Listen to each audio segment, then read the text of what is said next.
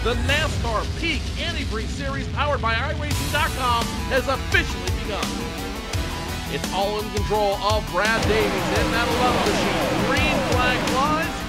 He's damn near banged up though. Now the 93 is going to push the 4 of Brian Day all the way up the wall. 4 wide down the super stretch point in the turn. And now the 93, 39, the 3 machine goes around. Big trouble in the back. It's been a race to the win up front. Look behind him. They're 3 and 4 wide, trying to make a push to the front as the field gains speed in turn number 1. Kenny Humphrey, if he can rip it back to the start finish line, will win here at Daytona. 7 laps to go. Oh, As you love it. Here we go. You love it. The 1 gets around. The 5 gets around. Big jump.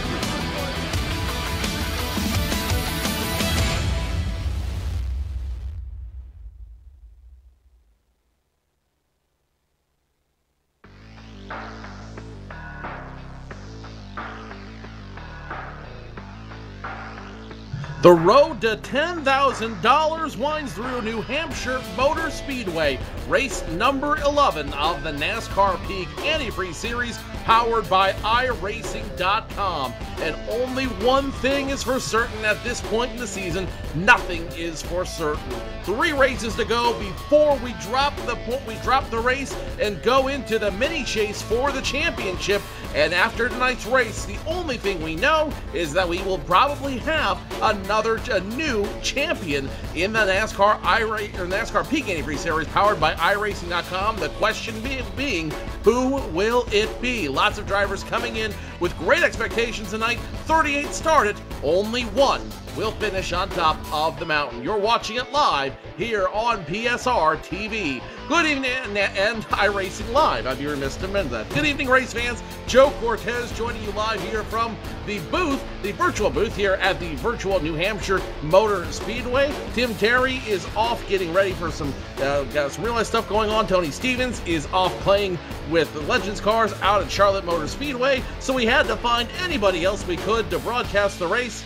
So we got my partner in crime, my long-standing partner in crime, Carl Jones. Carl, we're so glad you could join us here tonight for what's going to be, I think, a definitive race in the 2014 NASCAR Peak Antifreeze Series campaign. Yeah, Joe, it's an honor to be here tonight. Thank you for inviting me in. It's a privilege to be able to watch the race here tonight and be able to do some announcing. It's been a couple weeks since we've been together, so hopefully we have a good night here. And always great having you in the booth, Carl. Get ready for 150 laps around this very flat track. Just over a mile long here at New Hampshire Motor Speedway, and a lot of drivers already looking for position. Last week, Joey Brown picked up his third career win in the NASCAR Peak Antifreeze Series. Tonight he will start on the pole. Nick Ottinger just on the outside of him, which will make for some very interesting racing. Ray Alfala in the top 5, Kenny Humphrey in the top 5, Chad Lawton in the top 10, Brandon Hawk in the top 10, and Michael Connie, who's won this same race the last 2 years straight. He's quagmired all the way back in traffic in the top 15. That could make for some very, very dangerous driving for Michael Connie early on.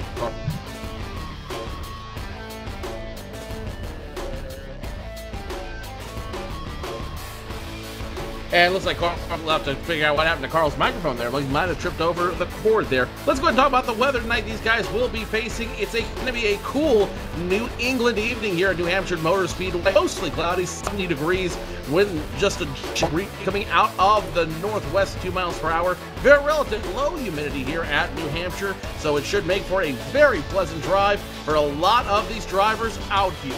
So, Carl, let's see if we got that microphone. Apologize for that. There we go. go. Well, we have some severe weather here in my area right now, and just had a really bad clap of lightning, which made my lights blink. I didn't lose everything yet, so let's just hope everything goes here because we're under a tornado watch. So Let's certainly hope for the best. Let's go ahead and take a look at where the points stand coming into tonight's race. As of the last race at Kentucky Speedway, Chad Lawton took away the points lead from Michael Connie. Connie only 6 points behind. Chad Lawton, Nick Ottinger in third, Ray Alfalla fourth in points. Jake Sturgis rounds out your top 5. Kenny Humpy, Matt Busa, Chris Overland, Danny Hansen, Brian Blackford, your top 10. Michael Connie's got a great opportunity to take back the points lead tonight with 2 wins under his belt. He's looking at making it win number 3 tonight. Again, he's won these last 2 races we've had here at New Hampshire Motor Speedway. He won 2 years ago, he won last year, and he's looking to win again this year to make it the three-peat. The question is, will he be able to do it? He starts all the way back in 15.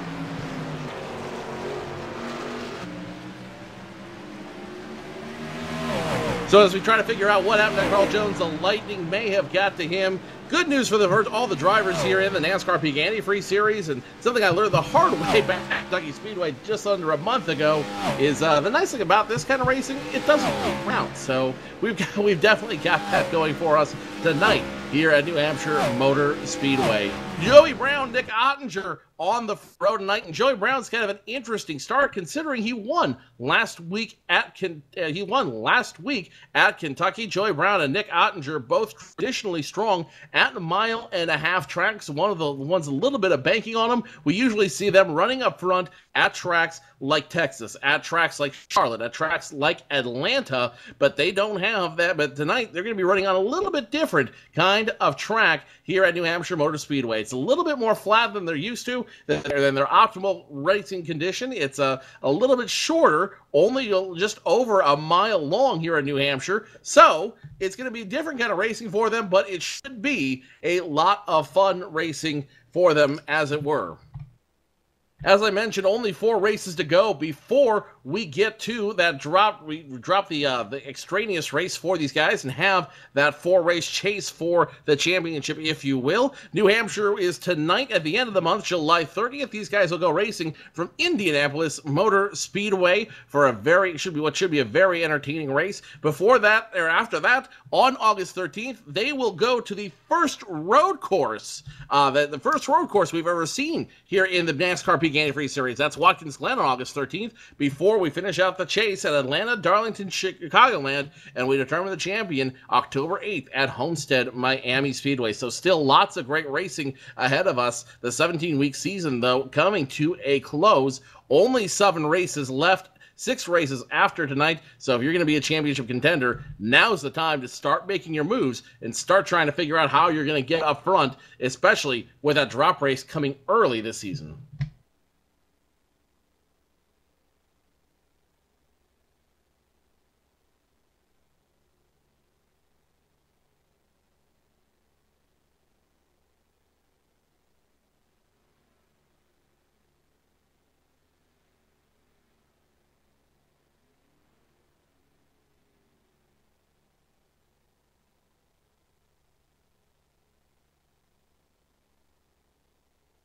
So Joey Brown, Nick Ottinger on the front row. Ray Alfalla, the returning champion, will start position number 4. Kenny Humpy, who won Daytona, starts position number 5. As I mentioned, a relatively short field tonight. Only 38 drivers taking the call tonight when we go green flag racing. Brandon Cattell being one of them. But a lot of new names, a lot of names we haven't heard a whole lot of this season will be joining us here tonight at New Hampshire Motor Speedway. Brandon Trebico will be joining us here. He'll be starting from position 31. Stephen Gilbert, the 37 machine. He'll be starting back in traffic a little bit.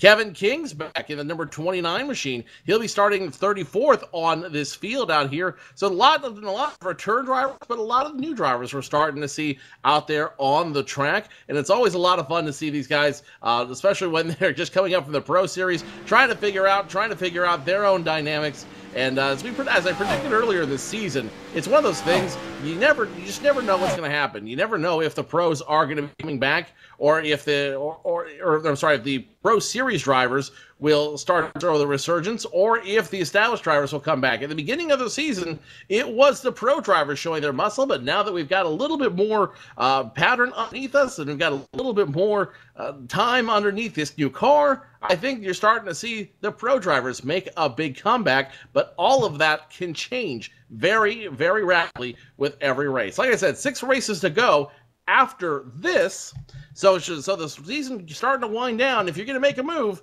you need to make that move rather than later. Let's go ahead and step away from the microphone real quick. Let's hand it off to our good friends at Peak Antifreeze, sponsor of the NASCAR Peak Antifreeze Series powered by iRacing.com. When we come back, we'll go through tonight's starting lineup and get ready to do business over 150 laps here at New Hampshire Motor Speedway. Stay tuned, race fans. You're watching the NASCAR Peak Antifreeze Series live on iRacing Live and PSR TV.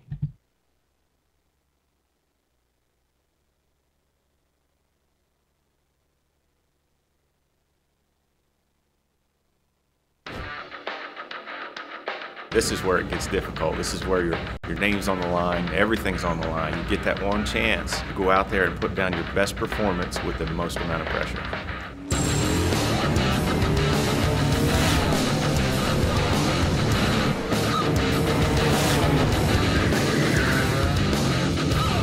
You got to take this race car, this whole new group of people, go to the racetrack, somehow impress them, and oh, by the way, you got to do it now. It's now or never. The first thing that went through my mind was like, no way. Just be real important to try to figure out how to put the tires under him and run a smart 150 laps. They might bump him around a little bit, but what doesn't kill you makes you stronger.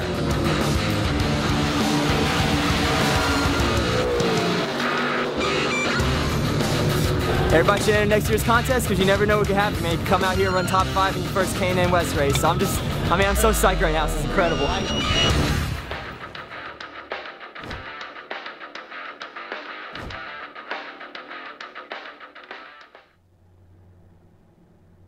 The grid is being set up here at New Hampshire Motor Speedway. Let's go through tonight's starting lineup. On the pole, the winner of last week's race at Kentucky, Brown, starts in position number 1 in the 12 machine. On the outside of him, Nick Ottinger, the 05, is second. Alex Warren, the 82, starts in the inside of row number 2. Ray Alfalla, the 2-time champion, in the 2, starts position number 4. Kenny Humpy and Matt Buzo will start row number 3. Peter Bennett and PJ Sturgis on the inside and outside of row number 4, respectively. Chad Lawton and Brandon Houck round out the top 10.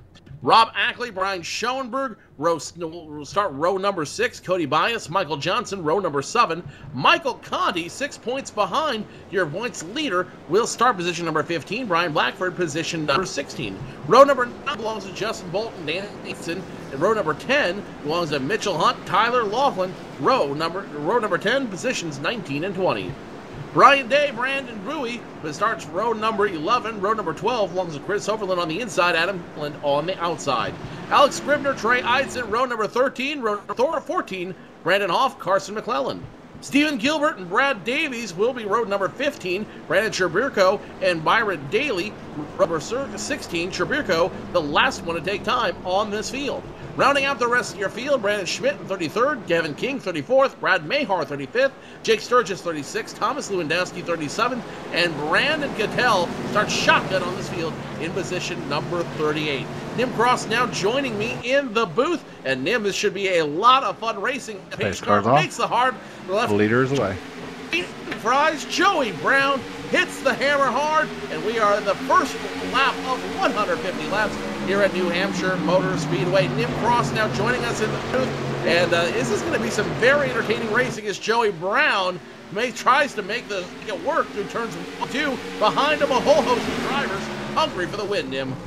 Hey Joe, they enter turn 3 on lap number 1 here. Yeah, this is a driver's track, and the groove is up in the middle of the track, so this is all about setup and driving, as we have Ray Alfalla making a bid now on Ottinger for that 3rd position. But this is a driver track, so it's going to make it exciting, and there's a couple of different grooves entering the corners, so we should have a real exciting race here today.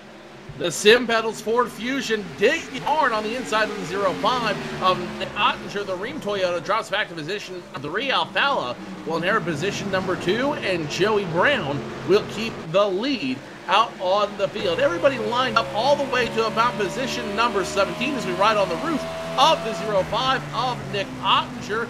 Heavy brakes out there as he continues to ride hard. Nick Ottinger could very easily steal away the show, but I know Joey Brown and Kyle both want to ruin the little streak that Michael Connie has going on here. Yeah, Connie's really good at this track, and I've heard a lot of people talking that he may be the favorite here today, but he does have some positions he's going to have to make up. But right now, Ottinger lost one spot to Alfala. Alfala looks to be the guy on the move right now. The number 22 machine will bounce it off the wall. That's Rob Ackley, allowing Michael Connie, the 5 machine, the Ubudo Gaming Cockpit Sim Pedal machine, to pick up another position. So Connie slowly but surely working his way through this field. He'll now be position number 13 as they continue to run single file through the entire field. Everyone making really slow to make moves out here. Only moving now is the 39 as he almost loses it. Michael Johnson almost loses it around the 55 of Brian Schoenberg. It almost created some opportunity for Michael Connie. Actually, scratch that. Connie will make his own opportunity anyways, now inside of the 39. You see the guys down the inside, how they don't have a lot of momentum coming off the corner. When you're down there, it's really slippery on the bottom of the track, and you have to be really careful, and it makes it difficult to put the power down coming off the corner. So you'll see the guys on the outside having great momentum coming off the corner, and the guys on the inside having a difficult time making that pass. Brian Blackford, Rob Ackley looked like they both had a little bit of trouble going through turns 3 and 4. They crossed the start-finish line same way they crossed it the lap before. So Ackley and Brian Blackford, no changes there. Meanwhile, Michael Connie still trying to look for a way around Michael Johnson. And I think he hit the head right there, the nail right there on the head, Jim. Gosh, I wish I was as analogies as Tony Stevens is. You think he hit the nail right on the head. Michael Connie just doing everything he can to get around Johnson. No dice. He just doesn't have the grip down there. Ride in car now with Michael Connie. Yeah, Connie's really good at this track, though. He'll make it work. He's got a lot of time to do it. We're only on lap number 7 here, but he's a little loose coming off the corner there. But he'll make it work somehow. He's working on the 39 car of Michael J. Johnson right now, and like I said, the groove's up in the middle of the track here. It's really slippery down low. A little bit slippery for Michael Connie out there. Looks like he's a little loose. He might be playing the long-term setup out there, and we'll see exactly if that's his play. Remember, these setups, if he's playing the long-term setup, it may take a few laps for it to come in underneath him. We'll have to see how that works for him. Joey Brown still retains the lead. Alfala second, Ottinger third, Alex Warren fourth, and Matt Busa rounds out the top 5 as we run on the rear bumper now of Michael J. Johnson, the fast track machine, as he looks back at Michael Connie. Connie being very patient right now. He only picked up 2 spots from where he started, but I think 2 spots is all he needs right this moment. Yeah, everybody seems to be settling in right now. They're all in line, trying to put some laps in, work their way, feel out their car before the first pit stop to see if they want to make any adjustments. Probably go about 60 or 70 laps before these guys will have to pit if we make it that far on green. If a caution comes out, they'll all be making pit stops on that first caution to make some adjustments to the car. So lots of interesting strategy going on, and you mentioned a very good point right there, Nim. These guys can go 60, 65, 70 laps, as these guys can have which means these guys have an opportunity to almost bisect this race and make it on one pit stop, depending on what goes on. In the box, you watch a 32 of Danny Hansen as Mitchell Hunt trying to find a way to get around him. Let's go ahead and ride on one of these drivers here, and so you can see their perspective here in New Hampshire. Connie looks to the inside again on Michael Johnson as they go through corner number 1 and 2, but Johnson has that high groove working well, and Connie can't make it happen. Meanwhile, the 32 and 27 doing business. Danny Hansen lost 1 position. Mitchell Hunt, Cody Bias, now trying to do the same thing around the 32. Danny Hansen fighting for dear life on the outside behind him. Justin Bolton, who picked up his first top 5. Now the 32 is loose. 32 almost hits the wall. Justin Bolton gets now around the 32 and Danny Hansen. Tyler Laughlin about to do the same. Hansen trying to hold on for dear life on the outside, but his setup is just way too loose in that 32 machine. Yeah, it's not working well for him right now as he's getting trained by a number of different cars. Right there we have the 8 car working on the rim right now. That's Adam Gilliland. Gilliland looks to the inside. Hansen really loose and not handling very well from the high side. He can't make it happen, and Gillen's going to get by. Number 47 is looking at his inside. Joey Brown still in control of this race for Alabama. Nick Ottinger second and third. Not a whole lot going on around the track. Let's go ahead and go back and look at another battle going on right now. That's going to be around the 32-47. Danny Hansen trying to fight off the HDRN machine of Chris Overland. Overland, no challenge. He will take away the position. Overland is top 10 in points right now, but he's back in traffic right now. Sitting position number 21, plus or minus. So Overland's got to start figuring out what he wants to do if he's going to start making some points up here at Hampshire. I think right now what Hansen should be concentrating on is just surviving. Make sure you don't get in the wall. Make sure you don't overdrive the car. The car's not handling right now, and it's really easy to try too hard and just get yourself in trouble. Right now, just get what you can. If people are passing you, they're passing you. Work on your adjustments and on your first pit stop, and then you'll be able to get back in the race. Meanwhile, back up front, it's the 05 of Nick Ottinger, the Rheem Toyota, back in control in second place. Ray Alfalla third. Caution out for the first time tonight, and it looks like it's going to involve the number 80 machine. That 80 machine belonging to Brandon Cattell will bring out the first caution flag. Yeah, there was some contact behind him back there, but the 80 car was up ahead of all of this, and he got a little bit loose. Coming off of corner number 4, he did a tank slapper, caught the car, and luckily did not have any contact with anybody else. So Brandon Cattell gets away with one early. Looks like he's kind of got behind on the wheel a little bit, trying to keep up with the 29 of Kevin King. Cattell will save the car. That's the good news for him. So just some flat spots to deal with on those tires that can be replaced. That's the good news. The bad news is he's going to be back in traffic as the lights come on the iRacing.com Burst Racing Ford Mustang base car.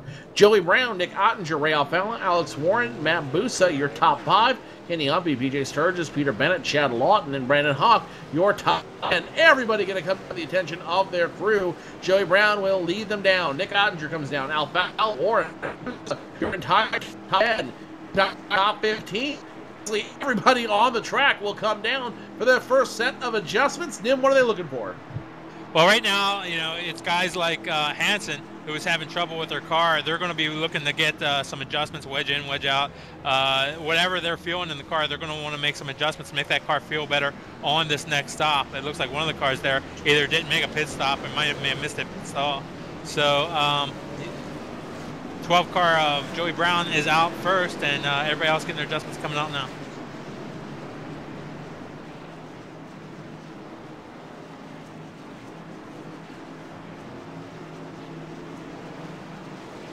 Looks like Cody Bias may have missed his pit stall on that pit stop. He drove down pit lane, did not stop, and went right through. So he'll be your leader right now until he decides to pit. Coming around, he'll probably still pit under the caution. We'll see if he stays out or not.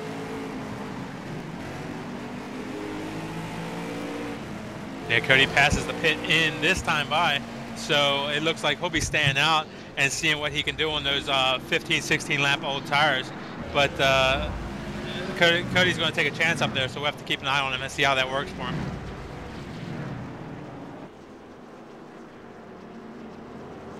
So as these guys get them sorted out, let's go ahead and take a step away and take our first commercial break of the evening. Cody Bias technically in lead. Actually, you know what? Let's go ahead and skip that commercial break, considering that the lights are off. They're going to get them double filed up. Cody Bias through the drive-through on camera. He's going to take position number 1 away. Joey Brown is second. Brandon Hawk, Brandon Schoenberg. Michael Connie moves his way up from 13th to 5th. PJ Sturgis, Nick Ottinger, Ray Alfalla, Kenny Humpy, Justin Bolton, your top 10. And the biggest winner in that one, Nim, Michael Connie, working his way up from 13th to 5th in those pit stops. Yeah, Connie had a great stop there. We'll have to see if he only took on 2 tires, and we'll have to check and see how that works for him. Lots of guys only electing to take 2 tires. Joey Brown took 2 tires. Brian Schoenberg took 2. Nick Ottinger took 2. Ray Alfalla took 2. So a lot of guys electing for the 2 tires. Pace car is off. Green flag flies. You're going to get trouble. The 51's around. The 51 goes around in the middle of traffic. It looks like it's going to be the 69 as well involved. Multiple cars involved. Second incident of the night. Yeah, there was some contact going down the corner of 1 there. It looks like Somebody got in the back of the 51 car. We'll have to check on that, but going down in the braking zone is really, really tough on this track, so it collected a lot of cars there. Chain reaction and right there on the track. We'll have them get the replay as soon as we can, but here's how it all came together. As soon as they crossed the start-finish line in New Hampshire, the 26 machine, he wanted to get right back in line, you get in that high line. That's Chad Lawton. He unfortunately did not have the clearance on the 51 machine of Tyler Laughlin, and he just gets right in the 51, spins the 51 around. That's also going to collect the 69 machine, the 69 belonging to Peter Bennett. Heavy smoke now coming out of the 69. The 51 has a crumpled up front end, and the 26 machine, both front end and rear end damage on that Viper Toyota Camry. Also collecting some damage in that incident was the 3 of Brandon Schmitz, so at least 5 cars involved in that incident. And I know cold tires come into play here, but the tires could have been that cold. Yeah, it didn't look like a cold tire issue. It looked like a cold driver issue maybe there. But yeah, it looked like the Laughlin, or not Laughlin, but the 26 car just tried to get into a space that wasn't there, and he messed up a lot of cars going into corner number 1 there. Chad Lawton's points lead is now in serious trouble as he's got heavy front end damage. Will he be able to retain the lead, or will he give it away to one of the other hungry drivers out here on the track? Let's step away, take a quick commercial break. You are watching the NASCAR Peak Antifreeze Series powered by iRacing.com on iRacing Live. More racing action after this.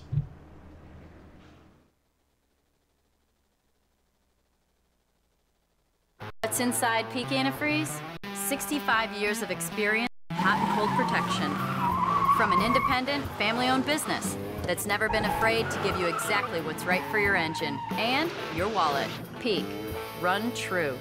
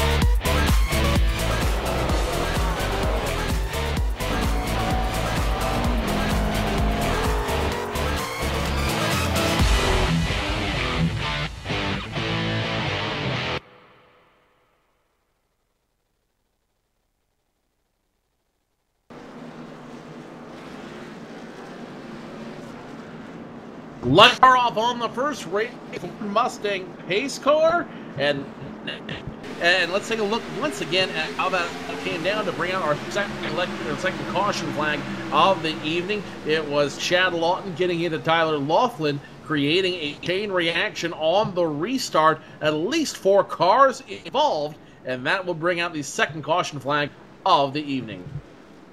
And it looks like they're going to extend this caution flag here, Nim, or is this just an admin? I believe it looks like they're just going to extend caution flag here one more lap.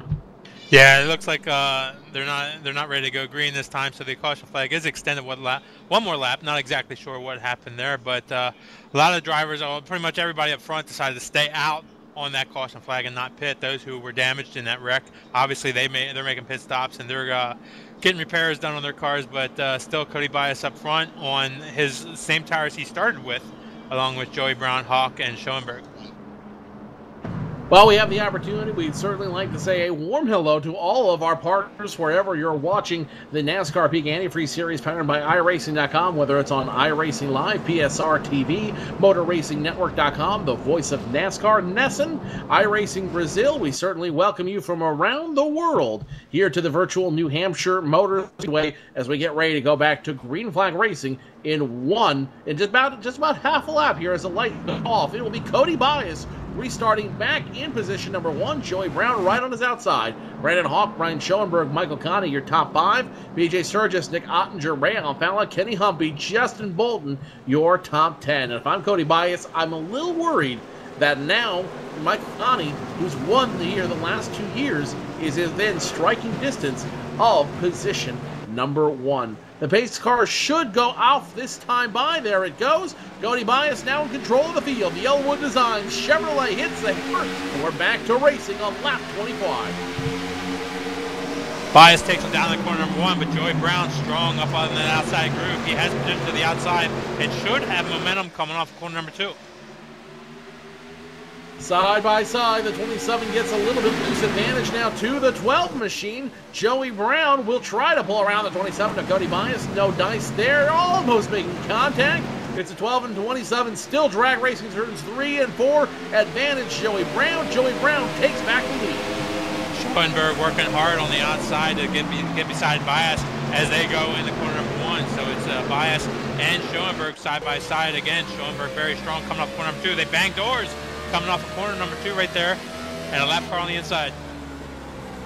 Lap car on the inside. I'm not exactly sure. That's actually going to be the 4 of Brian Day. He will go 1 lap down. Now 3 wide. The 5's going to make it 3 wide between the 50 and 57. The 57 comes off the wall. The 2 will lead to evasive actions.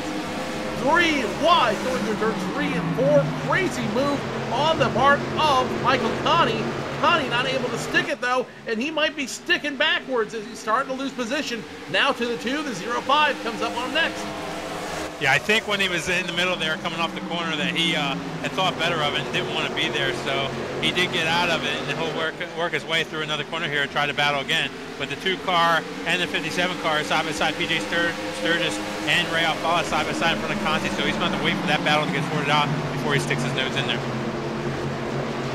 Home track for PJ Sturgis. He knows this track very, very well, and if he can be very, very dangerous on this track if he has the opportunity to do so. Look who's now in position number 2. The 55 of Brian Schoenberg, the tough luck driver who's been a hard time all season, is now in clear sailing all by himself in position number 2. Nobody around him. Just the 12 of Joey Brown in front of him, and the 27 of Cody Bias behind him. Meanwhile, the 2, the 57, and the 5, they continue to do battle around position number 5. Alfala trying to shake off Sturgis. Michael Connie won't let either of those cars go. Sturgis really working well up top. Alfala's trying to put a slide job on him right now and try to slide up in front of him, but it hasn't been able to make it work. Now the 2 car, Ray Alfala, he gets the job done, and he'll take that position from Sturgis.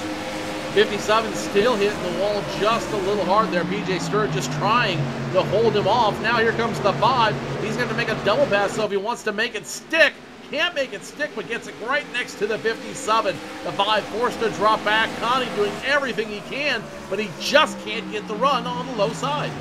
This guy's got fouled up a little bit there, a little bit of chain reaction always, causing some contact on number 3. You really got to be careful with the braking points of this track. It's really hard braking going to the corners, and a number of drivers may have a number of different braking markers that they use. So they really got to be careful when they're all single file like this, nose to tail, when they're going into the corner number 1 or 3. It might be a little bit of electrical issue for PJ Sturgis as he's back on track. Still position number 6. Michael Conti 7th. Nick Ottinger 8th behind him. Kenny Humpy, the Reese Tow Power Ford Fusion, trying to make a move now around the 36 of Justin Bolton. But the Best Western machine now position number 10. Kenny Humpy will inherit position number 9 as they do a little bit of switching around here in the top 10. Now coming around for some position is a 34 of Matt Busa. He's going to go side by side with a 33 of Brian Blackford. Yeah, really tight coming off corner number 2 right there. Busa got a little bit squirrely on the inside, and the 32 was right up against the wall, but he was able to collect it. They still run side by side as they come off corner number 4. Still running dangerously side by side, the 34, 33, and right behind him, the Gary Mercer Trucking Chevrolet of Adam Gilliland, watching both these drivers, trying to figure out which line he wants to run, which is going to give him the better opportunity. Brian Blackford, Matt Busa side by side in for position number 12. Now here comes the 8 of Adam Gilliland. He might throw his nose in it and might mess things up a little bit for the 34 of Matt Busa. Yeah, the outside line is definitely the preferred group here, but if you want to pass, you got to go to the inside line. Busa's working hard down there on the inside line, saw on that wheel, trying to get by the 33 car, but not able to make it happen. Now Gilliland sticks it up on the outside there. He wants to get up on the outside, so he has a chance to make the pass on the 34 car. But again, the 34 car challenging hard on the inside. Nick Ottinger knows all about that inside line. We used it just to make a pass just a moment ago. You saw that live in the box. So score, Nick Ottinger now position number 7. Michael Connie slips 2 positions. He is now position number 8. Looks a look over the rear bumper of the number 34 Toyota Mabusa. You see Brian Blackford, Adam Gillen fighting for position. The 33 trying to block. The 8 almost gets loose, almost loses it there. The 33 of Brian Blackford might be in trouble.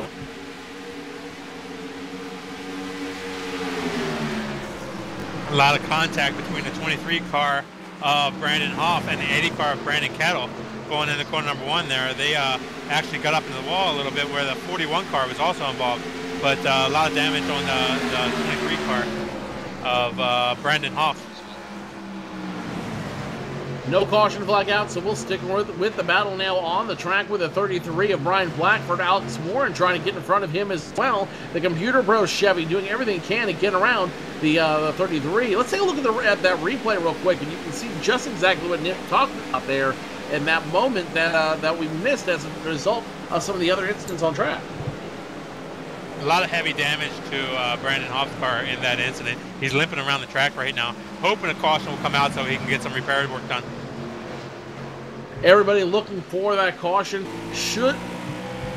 Now, meanwhile, let's go back to the 32 machine. The 82 of Alex Warren, as he might have made contact there with the 22 machine on the outside of him. That's Rob Ackley. Side by side, these guys continue to rub tire to tire out there. Now that's against the noseful. He's going to get shoved in the wall. The 47 machine is Chris Overland. He's forced to make some evasive maneuvers. He'll get around the 22 with the 22.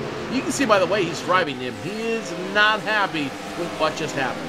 Yeah, he was actually driving, right on the door of the car on the inside of him, and you got to be careful when you're on the outside because any contact that happens usually is not good for the outside car there.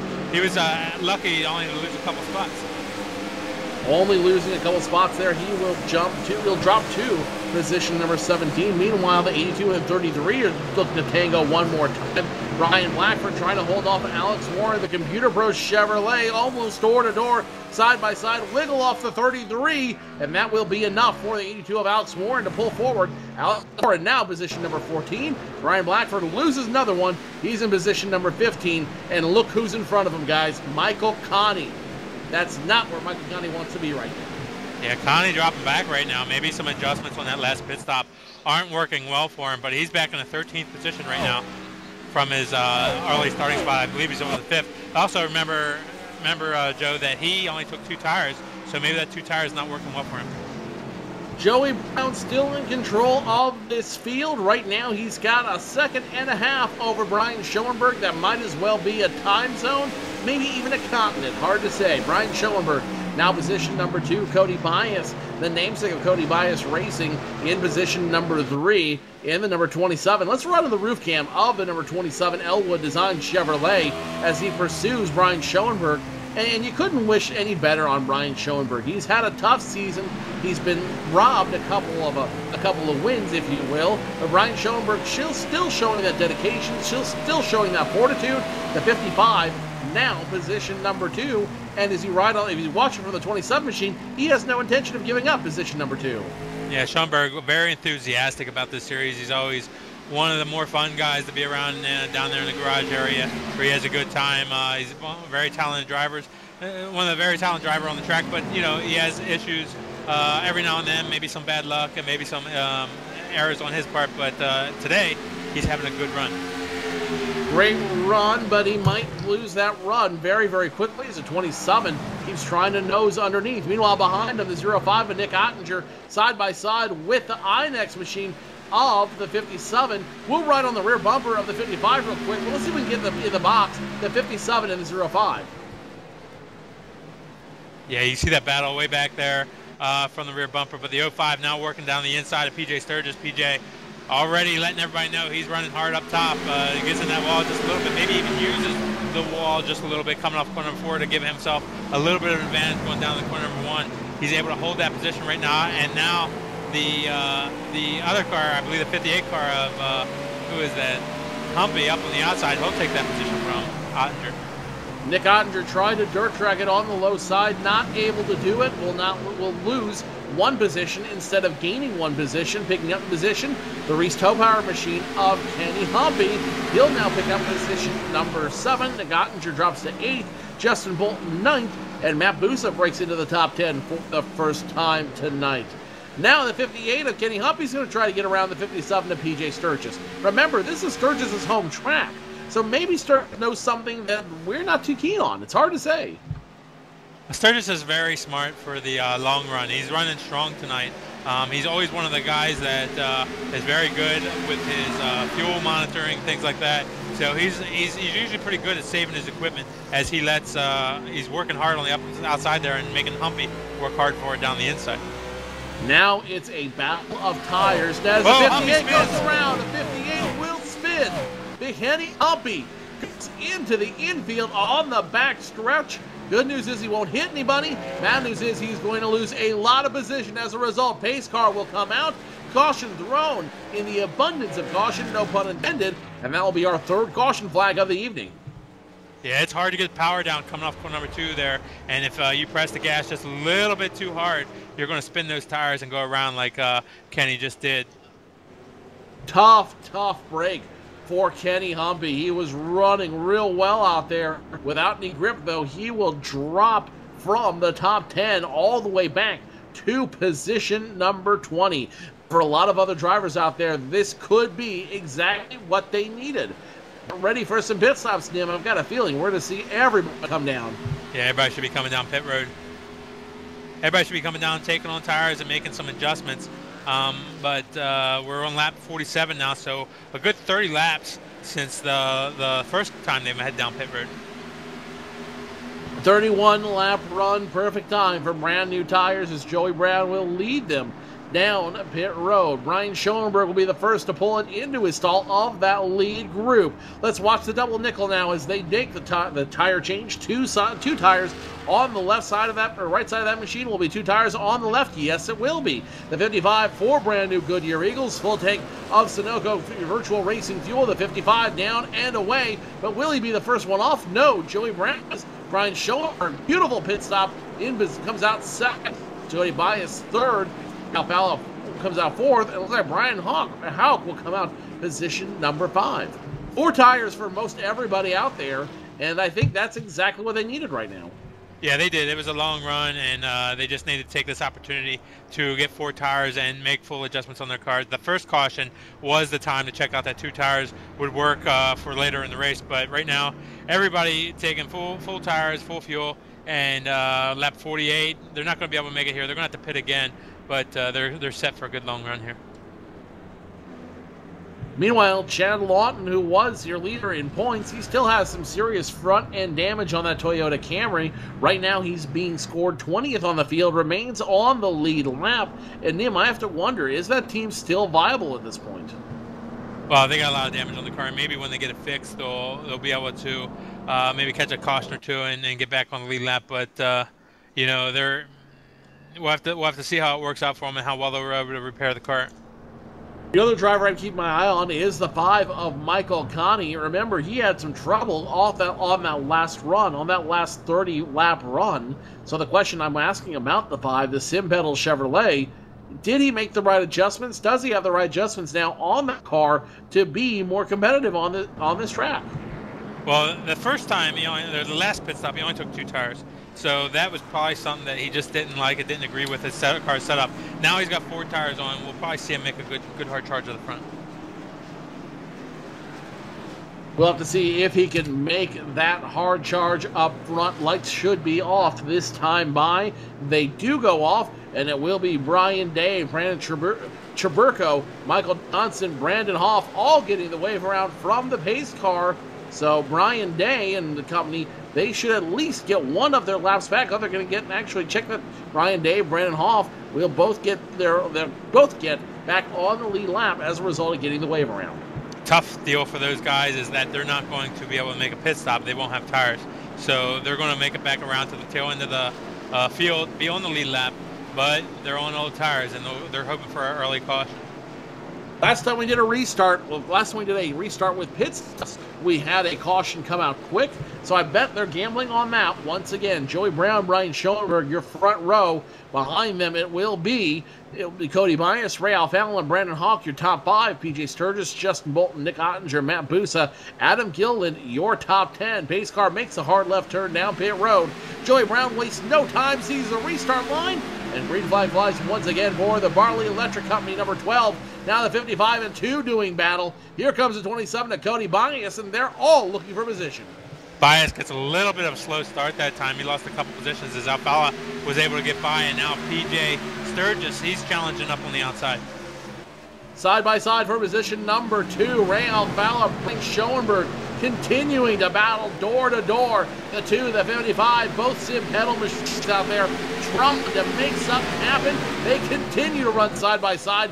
A great show of fortitude by both drivers behind them. The 57 of PJ Sturgis, the 27 of Cody Bias side by side. Behind them, the 05 and 33 almost made contact in 1 and 2. Yeah, the 53 car, Brandon Houck, got into the corner really hot that last time. Almost got back to PJ, but now he's battling with Ottinger as they come through 3 and 4. So Joey continues his dominating lead here out New Hampshire. Ray Alfala second, Brian Schoenberg third, and the caution out once again. Caution number 4 on the field, and it sounds like Brandon Bowie might be involved in that one. Yeah, Brandon got in trouble with the 3 car coming off of corner number 4, and there was a bit of contact. They come off the corner as the 3 car came up and tagged the 54 car a little bit, and that sent him spinning down the front straightaway. The 54 will get collected by the number 3. That number 3 driven by Brandon Schmidt. Let's say the 3 just drifted up, you're right there, and got into the Gale Force Elwood Designs Toyota. The 58 got it, and the 29 got a clip as well. 29 ended up hitting hard into the wall, so Kevin King flattens out the right side of that machine. 4 cars involved on the, I believe, the 4th caution flag of the evening. Where will it go from here? Only one way to find out. You're watching the NASCAR Peak Antifreeze Series powered by iRacing.com on iRacing Live. More racing action after this.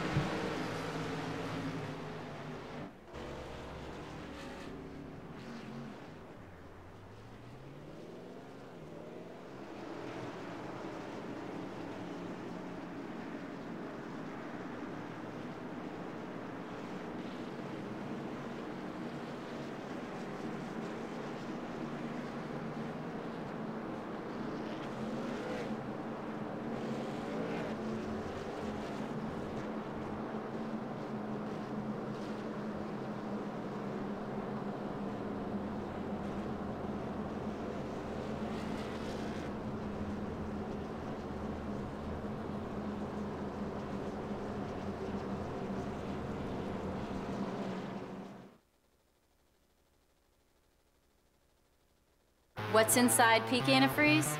65 years of experience in hot and cold protection. From an independent, family-owned business that's never been afraid to give you exactly what's right for your engine and your wallet. Peak. Run true.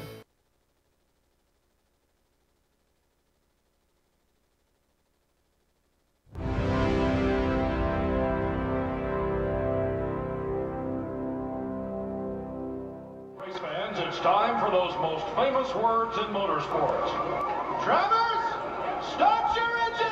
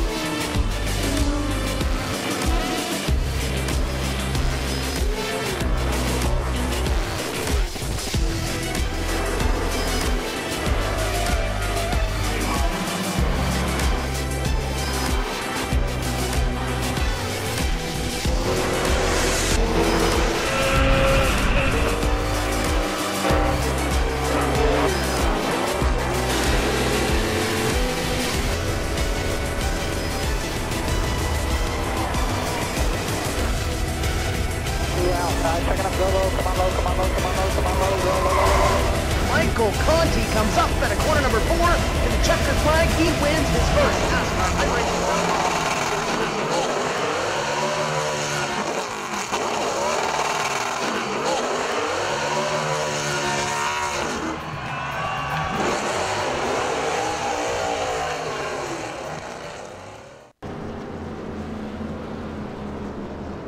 Caution extended for one more lap as Chad Lawton, given the meatball flag, bad night goes worse for Chad Lawton. Meanwhile, let's take a look back at that replay one more time. You see just exactly what happened there between Brandon Bowie and the 3 of Brandon Schmidt as those two drivers make contact coming out of turn number 4, and that's going to collect a couple other drivers as well. New Hampshire very unforgiving tonight for a lot of these drivers. Yeah, it's the flat tracks is when you make some contact here, it's a lot of force being delivered on these tires to the edge of their slip angles, and when there's a little contact, they go over that and sent out of control. Kevin King on that last stop, he got a lot of damage on that, or he got a lot of contact. Not sure how much damage he got, but he was a little not happy with what happened on there, and a little boisterous over the voice comms. But they're back underway, and he should have that car repaired now and get back on. I would certainly imagine so. And once again, an innocent victim, and a bad season for Kevin King just gets that much worse. Not exactly what he wanted by any means. Joey Brown, though, continues to dominate here as he continues to dominate as we continue to run here at New Hampshire. He will restart position number 1. On the outside of him will be Ray Alfalla, PJ Sturgis, Brian Schoenberg, Cody Bias, your top 5. Brandon Hawk, Justin Bolton, Nick Ottinger, Adam Gill, and Matt Busa, your top 10. As I'm being told, it looks like the 29 of Kevin King has pulled it behind Paul, and his night will be done as a result of that incident. Coming around turn 4 now, the pace car is off the track. Joey Brown holds them down slow. Come to the start this time, he'll get a good jump as they head down corner number 1. Alfalla will enter that corner in second. A little bit of cars panning out there back to back, but everybody looks to get through okay so far. Joey Brown takes the lead away. Ray Alfalla second, Schoenberg third, Sturgis fourth, and now a battle for 5th on back. Cody Bias, the 50, fighting with the 53 of Brandon Hawk. The number 05 of Nick Ottinger fighting with the 36 of Justin Bolton. And a whole litany of drivers side by side starting at position number 5 all the way back. And it looks like the high side has the advantage right now, but here comes the 05 of Nick Ottinger. He's going to try to keep digging. He's going to try to keep making position if he can make it work on the low side. Yeah, one thing we haven't talked about yet is that the banking here at New Hampshire is progressive. So down to the inside is not banked as much as you go out towards the outside wall. And the drivers seem to prefer right in the middle of the grooves in corner number 1 and 2. So when there's 2 cars battling side by side, and we talked about before, the car on the outside has a little bit of an advantage. So everybody running single file in the middle, and if you want to make a pass, you got to go down the inside, but it's really treacherous down there to try to get the power down. The 05 and 36 still side by side. Nick Ottinger fighting with the 36 of Justin Bolton. Remember, Bolton got his first top 5 last week, and I've got a feeling he's got a taste for being up front, as now he will get away from the 05. Nice run on the rear of the 05 as the 34 and 8 now doing business side by side. Matt Busa high, Adam Gilliland low. Gilliland, the grizzled veteran in this situation, trying to make the pass around the 34. Not going to happen. Matt Busa keeps him behind him. But it looks like trouble for the 19 machine, though. Mitchell Hunt might be in trouble. Yeah, a lot of business going on here back in positions about 9 through 14.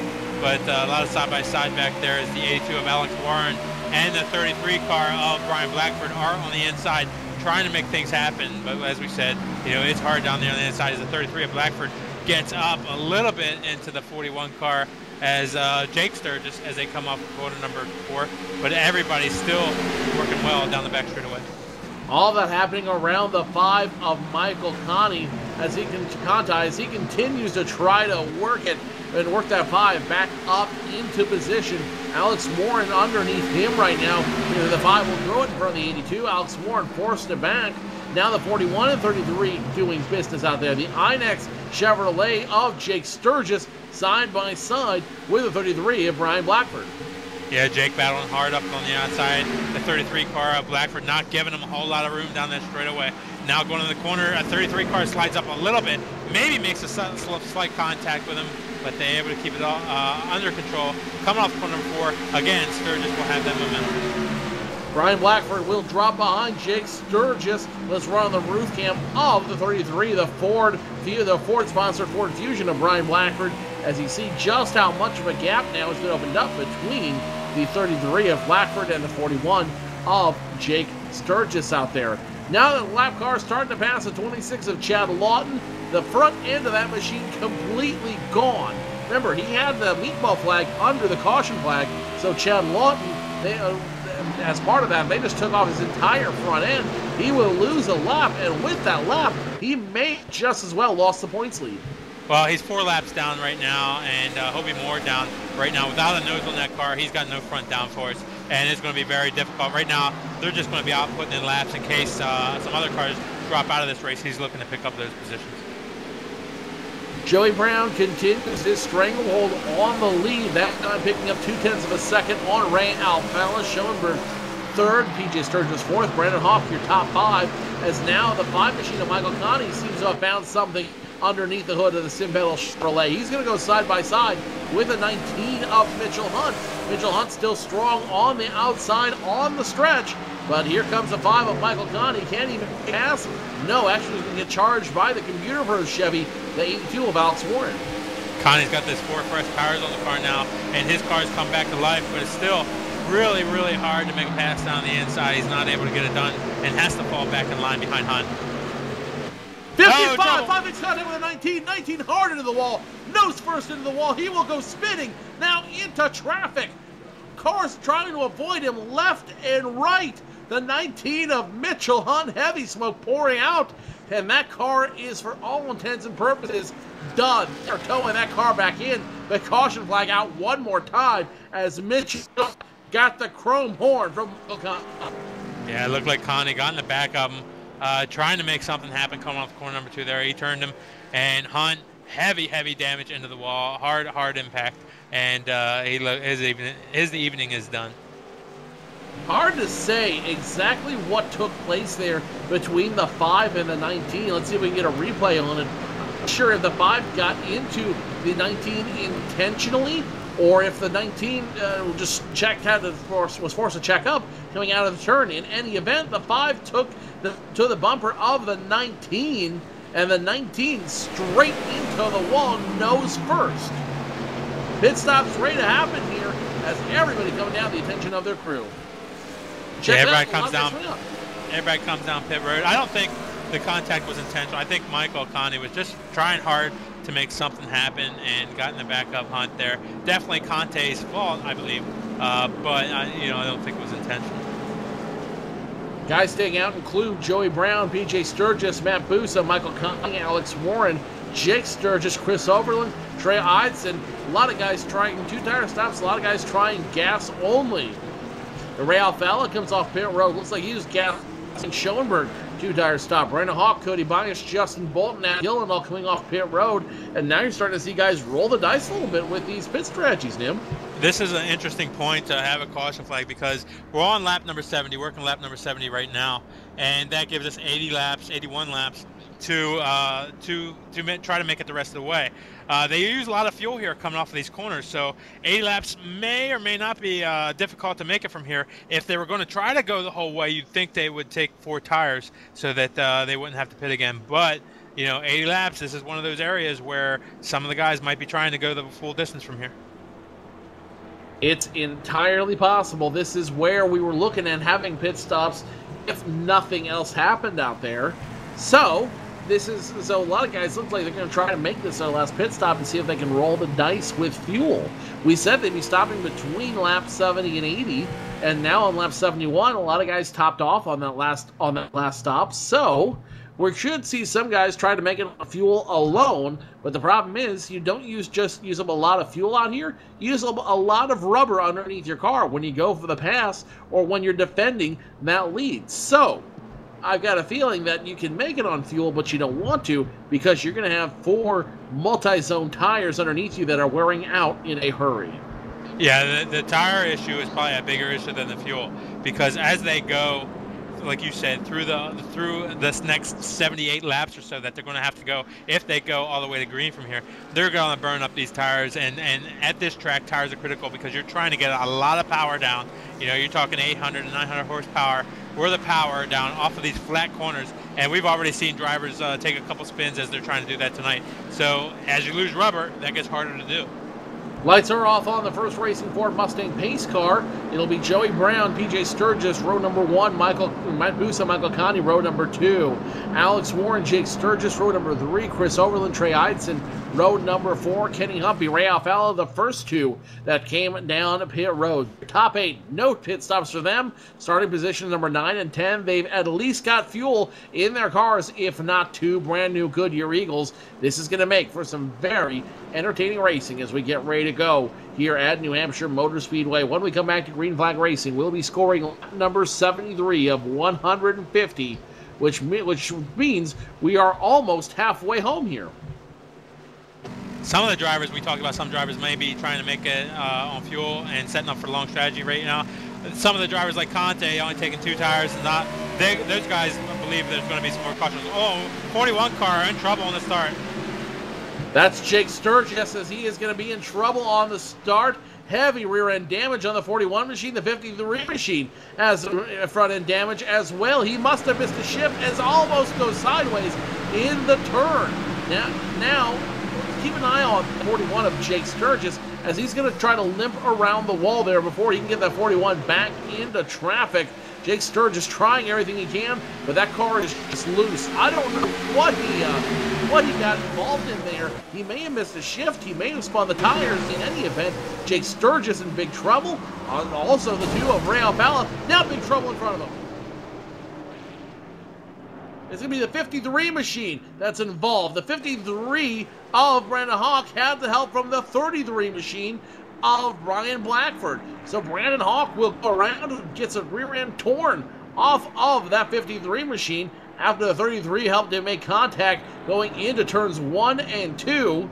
Not a good look for either of the drivers, but this could be the stop that the yellow flag a lot of people were looking for, especially that first group that didn't pit. Yeah, and a lot of guys need this caution because on that restart, there was a lot of damage. Ray Alfalla got a lot of damage on that restart, and his car seemed to be off the pace on that as they did that 1 green flag run. But a number of drivers here, the 41 car, the 53 car of, I don't know who the 53 is, but I think it's Brandon Hawk, but he's gonna be looking for some damage. A lot of cars on that last restart and in that caution are looking to get some damage fixed.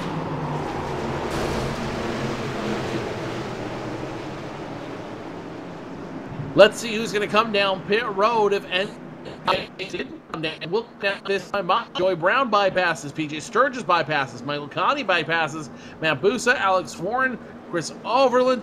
All of them did not come down pit road, but the 2 of Ray Alfalla, who had that front end damage as a result of that botched restart, he will come down pit road and hoping to get that tinted hood, if you will, back in shape.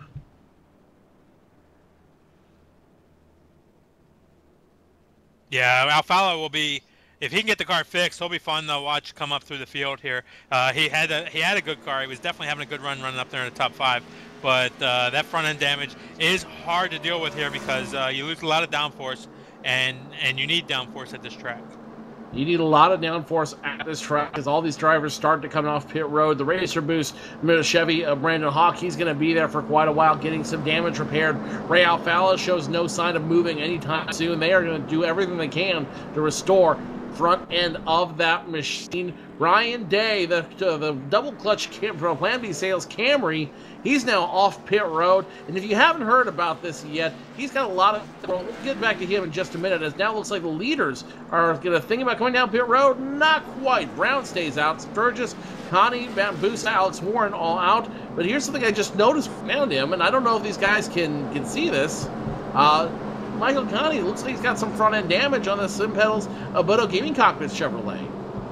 Yeah, there does look to be a little bit of damage up there. These guys, you know, are running nose to tail. It's like a big Martinsville track. There's a lot of contact out there as they're racing.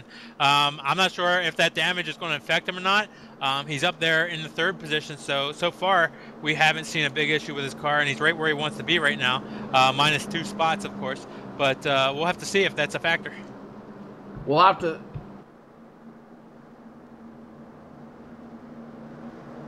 Lots of drivers still trying out there, still trying to make it work, including Brian Day. And as I was about to say there, Nim, cool thing that his sponsors, Plan B Sales and Double Clutch, are doing, they are doing a promotion where you can win a 124 replica of the Brian Day the iRacing Brian Day Toyota Camry. Simply go to winonmonday.com, enter your name in, and that replica machine could be yours. It's going to be a very limited run for that Plan B Sales Toyota Camry. And what's really cool about that, about what they're doing there with Plan B Sales, with Brian Day, is that they are giving a little bit more legitimacy to sim racing, if you will. They're giving a little bit more credibility. When you start seeing the replica 124s come out with PlanBSales.com, it gives it just that much more reality, and you realize that these guys, they might not be behind a real car, but this is getting pretty real as you start to see all this stuff come around for all these drivers out there. WinOnMonday.com if you want to throw your name in and try to get that replica of Toyota Camry presented by Plan B Sales and Double Clutch. Pace car lights are off. We should be back to Green Flag Racing on lap 79. Joey Brown, PJ Sturgis, your front row. Michael Connie, Matt Busa, row number 2. Alex Warren, Chris Overland, Kenny Humphrey, Brian Schoenberg, Cody Bias, Adam Gillen, your top 10. Green Flag back in the air. And it will be the 12 of Joey Brown back on the gas. He's up front still. PJ Sturgis second. Michael Connie now position number 3. Kenny Humphrey moved up there on the outside line and got those guys stacked up a little bit as they went into corner number 1. It's a lot of guys that really try to get up on the outside line because that's where the preferred groove is and that's where they want to fight. So a little bit of a battle right now just to get single file and get up in that preferred groove. The 8 of Adam Gillen side by side with the 33 of Brian Blackford. And it looks like the 8's trying to shove the 33 away. I think Adam Gillen is aware that the 33 of Brian Blackford's getting a little physical with his Ford Fusion, and I think the 8's trying to send him a message. Hey, dude, I know what you're doing. You're not going to do it to me. So the 8 now takes the quarter panel to the 33. 33 might try to get around him. The 8's going to keep hitting. Adam Gillen being very physical, sending a direct message to Brian Blackford. Yeah, and the Blackbird's not one that's going to take it for very long, too, as they did make some contact down the back straightaway. Right now, going through 1 and 2, Gilliland's down low.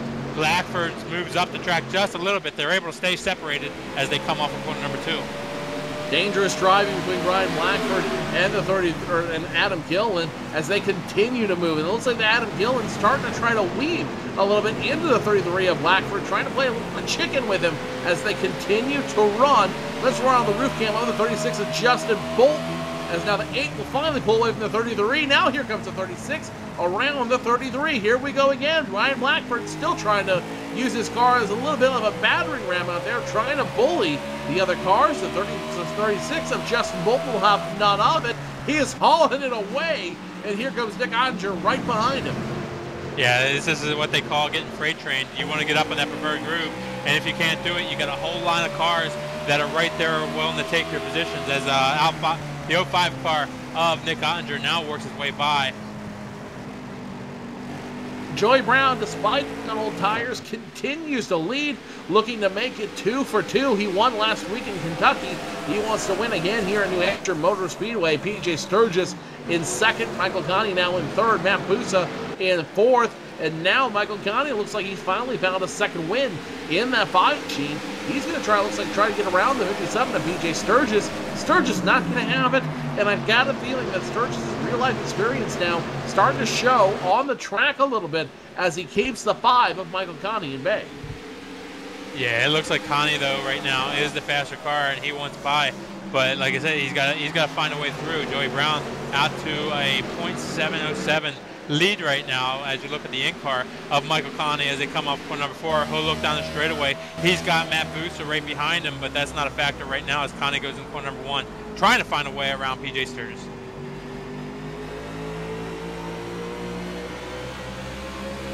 So all these drivers now single file through the field, except for the 5. He might be in trouble as Matt Busa tries to get around him. Matt Busa will throw it down low. The 5 doing everything he can to keep it high and keep 5 machine moving forward. Connie up high and Matt Busa low, and Michael Connie, he retains the position. But scary moment is as Matt Busa puts the hammer down and proves he can get around the 5. It's just a matter of making it stick on the low side, Jim. Yeah, the 57 car right now of PJ Sturgis, he's kind of holding drivers up here a little bit. You see the train of drivers behind him, about 10 cars that are in that pack. They want by. The Connie's trying to find a way around, but as long as PJ is able to hold that preferred line, they're going to have a tough time getting by him. We have a hard time getting by it all on that low side, though it can be done. The $64,000 question, though, is what are they going to do about Joey Brown? Meanwhile, back in line, it's 3 wide around the 50 machine. Alex Scribner trying to hold off the 48 of Brandon Trebico and the 41 of Jake Sturgis. Sturgis throws it down hard, almost makes contact with the 48 of Trebico. Trebico doing everything he can to hold off. Now the 41 and 48 side by side is position number 20, but the way those two are racing, you'd think it's for the lead. It's hard to, every guy back here wants to pick up the position from the car in front of them, no matter what position you're fighting for. That's this battle here right now for the 21st position. They're still side by side as they go down the back straightaway. Both those cars have a little bit of damage on them, so it's a matter of who's going to break first, and it will be Jake Sturgis. Looks like he's going to break first, almost breaking the car. As a result, Trebico trying to hold him off, but Trebico, that damaged machine, might not be able to. He lets him go, and there goes Jake Sturgis. He will walk away with that position. Yeah, Sturgis is able to make the slide job work a little bit there. He gets it, he hammers it down in the corner number 1, slides up in front of the 48 car, and is able to take that spot. Single file all the way back to position number 18, the 16 of Thomas Lewandowski trying to get around the 13 of Brad Mahar. Mahar, no contest for the 16 of Tom Lewandowski. So Lewandowski in the number 16 Ford Fusion, he will get away out there. Meanwhile, second, third, and fourth start to heat up again. Yeah, Joey Brown's out to a 1.6 second lead right now. He's driving away. He loves looking in his rearview mirror and seeing the battle behind him right now, as Sturgis seems to be holding up Conte, seems to be holding up Busa and Warren, as Conte and Busa not able to find a way around Sturgis yet. Joey Brown's got the filet mignon. He's letting the dogs fight for the scraps. It's a 57, 5, 34. All doing business, all looking for position number 2. Good news for Michael Conte. All he's got to do is retain that position, and he will be your points leader. He's got well over 6 points over Chad Lawton, who came in as the points leader. So Michael Conte should, if he continues to run well, should inherit the points lead for the time being. That's the good news. The bad news is, for Michael Conte, a streak is on the line. He won here in 2012. He won here in 2013. Now 2014, he wants to win again here at New Hampshire. He's just in his own world. Yeah, and he's not in a bad position right now. There's still 58 laps left to go to this race, something like that. And there's still quite a distance to go. Although they are getting into the last third of the race, so they want to kind of get their positions now. But right now, there's still a lot that's going to happen in this race. Connie's in the 3rd spot and still in a pretty good position. 57 wants to go away. The 5 won't let him, and then there's the matter of Busa. Busa looking to the inside, down in the Conte, going in the corner number 1. They are side by side. Connie's got the preferred groove up there in the high lane, though, and Busa is going to have to. Well, he's battling hard down the inside, and he's got some momentum going down the back straightaway. So Busa and Connie now racing side by side. The 5, the 34, continuing to do battle side by side. The 5's going to go way high. He will yield the position to Matt Busa. Yes, he will. Matt Busa has the advantage, at least for the time being. Now here comes Connie one more time, back on the drag straightaway. No contest. Matt Busa now position number 3. Michael Connie will switch to position number 4. Alex Warren gets the door slammed on his nose. Alex Warren stays position number 5. As all these guys once again go by the 26 of Chad Lawton. Yeah, Lawton, your point leader right now, he is having a bad night. No front end on that car, no downforce, so he's just running around trying to pick up some points for the end of this race, as Busa now drives away a little bit from Connie.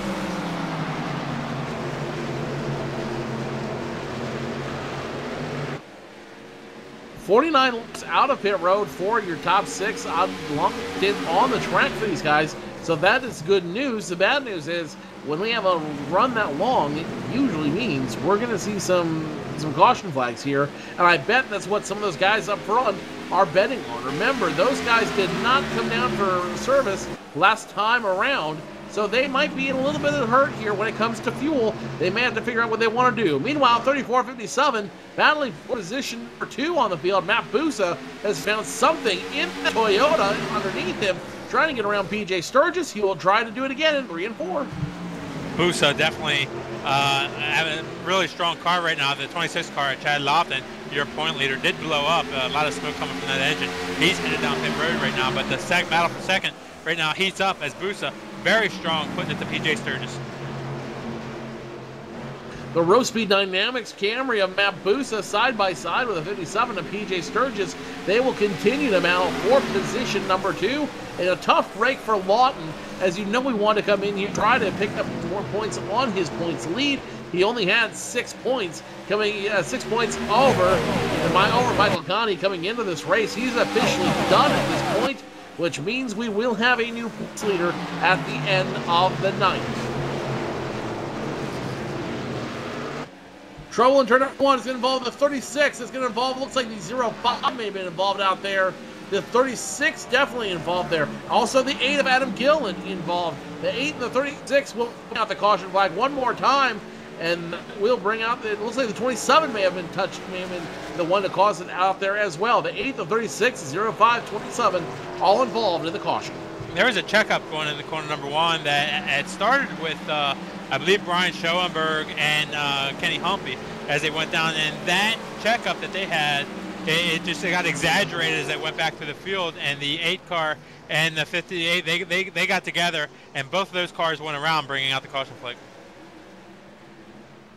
So the 55, 58 check up. The 27 gets in the back of the 58. The 8 and 36 nowhere to go. So Adam Gillen and Justin Bolton go for a ride, and that will bring out the caution flag one more time here at New Hampshire Motor Speedway. Leaders have to come in this time. They don't have another option. Joey Brown will come in. PJ Spin, Matt Busa in, Michael Connie, Alex Warren, Chris Overland, Brian Schoenberg, Kenny Humpy. This is the pit stop we've all been waiting for. Yeah, all the pit crews up on the wall. They are getting these final adjustments in. These guys got to treat it like it is their final pit stop. We have 49 laps to go from here. So by the time they take the green, 45 laps to go from there. Fuel is no longer a factor. They get 4 tires on the car, and they probably will not want to pit from there. So the 2 car overshots. Ray Alfala overshot his pit, so he's going to lose some spots there. 2-tire stop for the 58 of Kenny Humpy. He will be the first one off pit road. Everyone in front of him, Joey Brown, Nick Ottinger, Alex Warren, will all take 4 tires at least. Ray Alfala did overshoot and stall, so he is going to be taking a little bit more time off pit road, but Kenny Humpy will take away the lead after a 2-tire stop. Let's go ahead and step away and take a commercial break. You are watching the NASCAR Peak Antifreeze Series powered by iRacing.com on iRacing Live and our partners around the world. Stay tuned, race fans. More NASCAR action after this.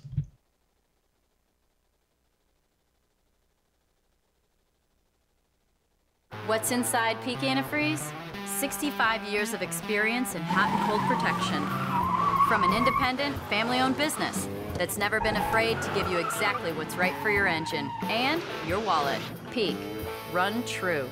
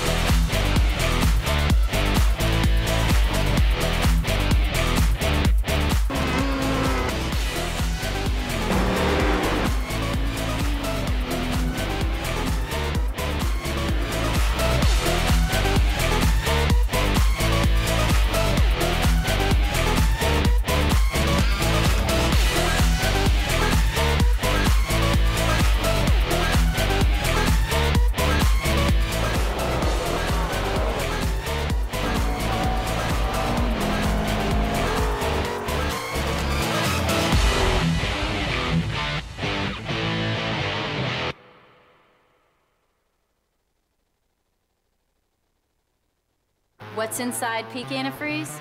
65 years of experience in hot and cold protection. From an independent, family-owned business that's never been afraid to give you exactly what's right for your engine and your wallet. Peak. Run true. Lights are off on the pace car. Kenny Humby now in charge here at New Hampshire Motor Speedway with less than 50 laps to go. Everyone good on gas, everyone taking the tires they need. Now it's just a matter of which driver is best here at New Hampshire Motor Speedway. Less than 50 laps to go. Kevin Humby, the Reese Tow Power Ford in charge. Joey Brown, Matt Busa, B.J. Sturgis, Michael Conti, your top 5. Alex Warren, Chris Overland, Cody Bias, Brian Schoenberg, Brian Blackford, your top 10. Kenny Humby drops the hammer, tries to get a jump on Joey Brown. He will now jump in front of him. Here comes Joey Brown. He's going to cross over, and Joey Brown does not want to take any risk losing this race.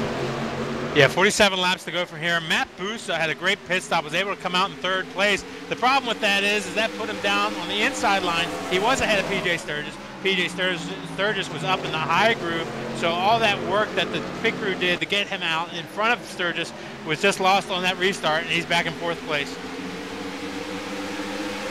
Meanwhile, back in position number 4, Matt Busa, Alex Warren, Michael Conti all trying to do business, trying to get some position. Michael Conti's on the low side now, trying to get around the 82 of Alex Warren. They almost made contact. The 82 may have made contact with the outside wall. Advantage Michael Conti, and Conti will take away position number 5 from the 82 Computer Bros Chevy of Alex Warren. Brian Schoenberg, he's in the mix now, and you watch the rear spoiler from the 82 machine of just what goes on as they fan out, trying to avoid trouble. It's building up here. 33 gives a hip check to 27.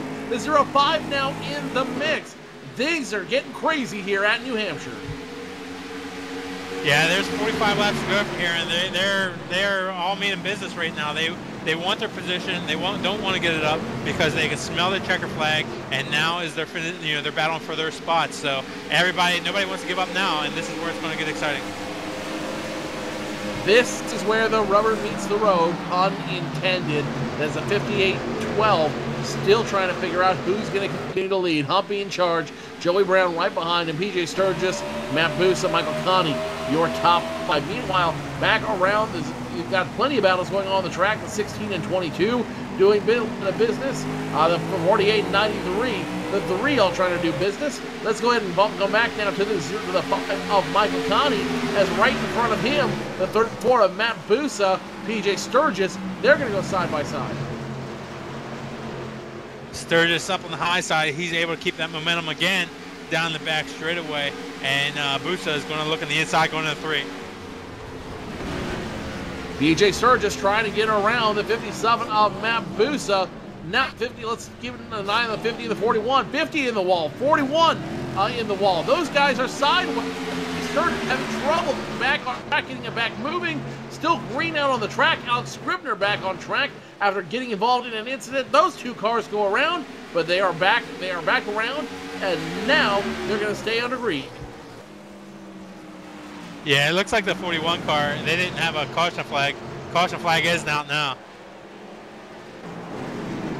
Wall problems for the 41 of Jake Sturgis. He's now back on the racing surface, but he's going to drop under it, and it is going to now draw the caution out. A little bit of delayed caution, but it is what it is.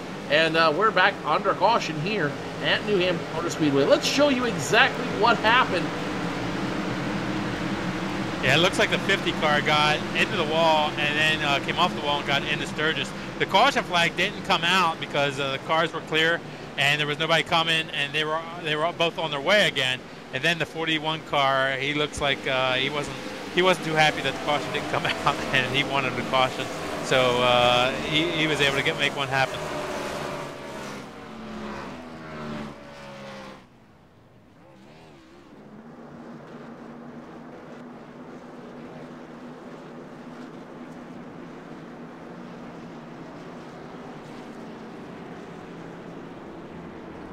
Some cars, 17th place car and the 19th place car, they're on pit road. Everybody up front decides to stay out. That's Daly on pit road, and Mahar some other cars pitting right now. Now Kenny Humpy up front though, Joey Brown second place, PJ Sturgis is in third. Michael Conte moves his way up in the fourth as Busa couldn't make that inside lane work. So Busa falls back to the fifth spot, and again, we'll be starting from the inside line. 6th through 10th will be Alex Warren, Brian Schoenberg, Chris Overland, Brian Blackford, and Cody Bias.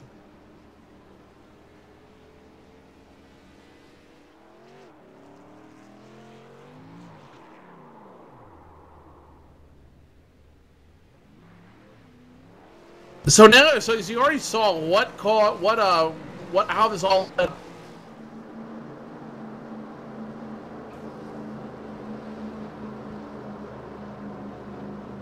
right, as you saw, what brought out the caution there with Sturgis out there in corner number 3. Working lap number 111 right now. Working lap number 112 as they cross the line that time by. 38 laps to go from here. Kenny Humpy out there on not as fresh tires as Joey Brown. Joey Brown dominating up to this point. He's looking really strong. He will be starting on that outside lane, so we'll see if he can make that preferred line happen and take away the lead from Kenny Humpy as we get on this last restart here. The lights are still on the pace car, so we're going to have a couple more laps of caution as we get things sorted out here.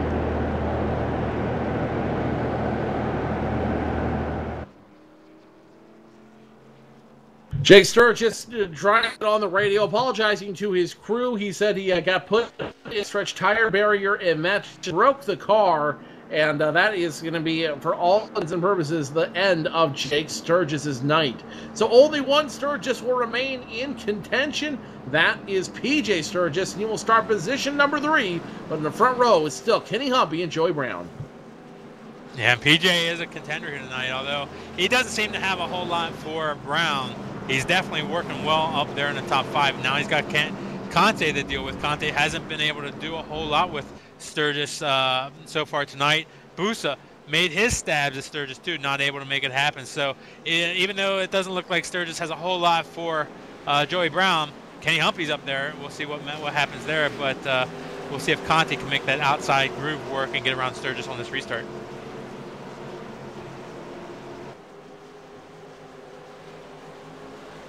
So the 58 and 12 will restart on the front row. PJ Sturgis, Michael Conte, Matt Busa, your top 5. Alex Warren, Brian Schoenberg, Chris Overland, Brian Blackford, Cody Bias, your top 10 here at New Hampshire Motor Speedway. The pace car will make the hard left turn down pit road. And now Kenny Humpy drops. We're back to green flag racing here at New Hampshire Motor Speedway. Kenny Humpy on the inside, Joey Brown on the outside, and now here comes Michael Conte trying to defend the streak. Wants to make it 3 for 3 at New Hampshire. He's got the opportunity to do so if he can get around the 58 and 12. Conte had a great restart, got up into that 3rd position, able to get around PJ, which he was working so hard to do most of the race. Now he's back behind, or he's back in front of PJ now, and making his challenges on Joey Brown. Joey Brown, meanwhile, trying to make his challenges on Kenny Humpy, a latecomer to the race here, but he's able to get up front, and that's all that matters. It doesn't matter where you were the rest of the race. All that matters is you're the driver in front on lap 150. Single file through the field now. Closest battle is between the 39 and 36, and meanwhile, leader's in trouble. Yep, Joey Brown got into the back of the lead car right there, Kenny Humpy, and turned him, and that spun him around. Humpy able to keep the car going and able to hold on to top 10 spot. Big damage for the 12, big damage for the 5, maybe big damage for the 57 as well. Lots of drivers out there in trouble. Kenny Humpy in a little bit of trouble himself as he got dumped by the 12 of Joey Brown, and that is going to shake up the entire front row. Yeah, it's real interesting. The lead car of Humpy definitely on older tires, so Joey able to get through the corners a little bit more. There was definitely contact there, and I don't think it was a whole lot that should have caused a lot of damage to the car. Conte got a piece of it. PJ got a piece of it too, so maybe some damage on the front end of those cars. We'll have to see how that works out on the next restart, but the big loser in that one, Kenny Humpy, back to the 9th position. Another big loser out there is the 5 of Michael Connie. He will pull it down pit road, and he's going to be sitting there for a while trying to get the damage repaired on the Sim Pedal Zabuto Gaming Cockpit Chevrolet. So Michael Connie, who was looking at a top 5 run, who was looking at making his 3rd consecutive win here at New Hampshire, that's now all in jeopardy as he comes down pit road looking for a little bit of salvation. Yeah, that's too bad for Connie. Looking to repeat here. We're trying to get down there. He's talking to our reporters now, and we ask him how much damage he has. He says it's really bad. So it looks like his end is going to be happening around now.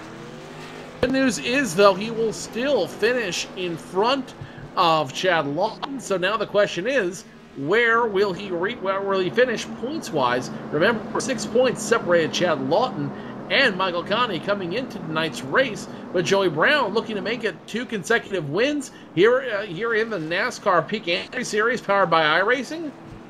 So Joey Brown could also make a surprise chase at the points here if everything goes. You know, I'm looking at Joey Brown's car, and the front end looks pretty good. He got hit in the rear end pretty hard, so there is some damage back to that rear deck lid of that car. I'm not sure that that's going to hurt him as much as front end damage would hurt, but right now he's in the lead. He's where he wants to be. We'll see what the damage has affect PJ's car. Looking back at his car, he looks pretty good also. He's pretty good by the end of the day, so we'll have to see if the damage to the bumping that went on in that last caution, as PJ does have some damage to the front end of that car, and we'll see if it hurts his downforce.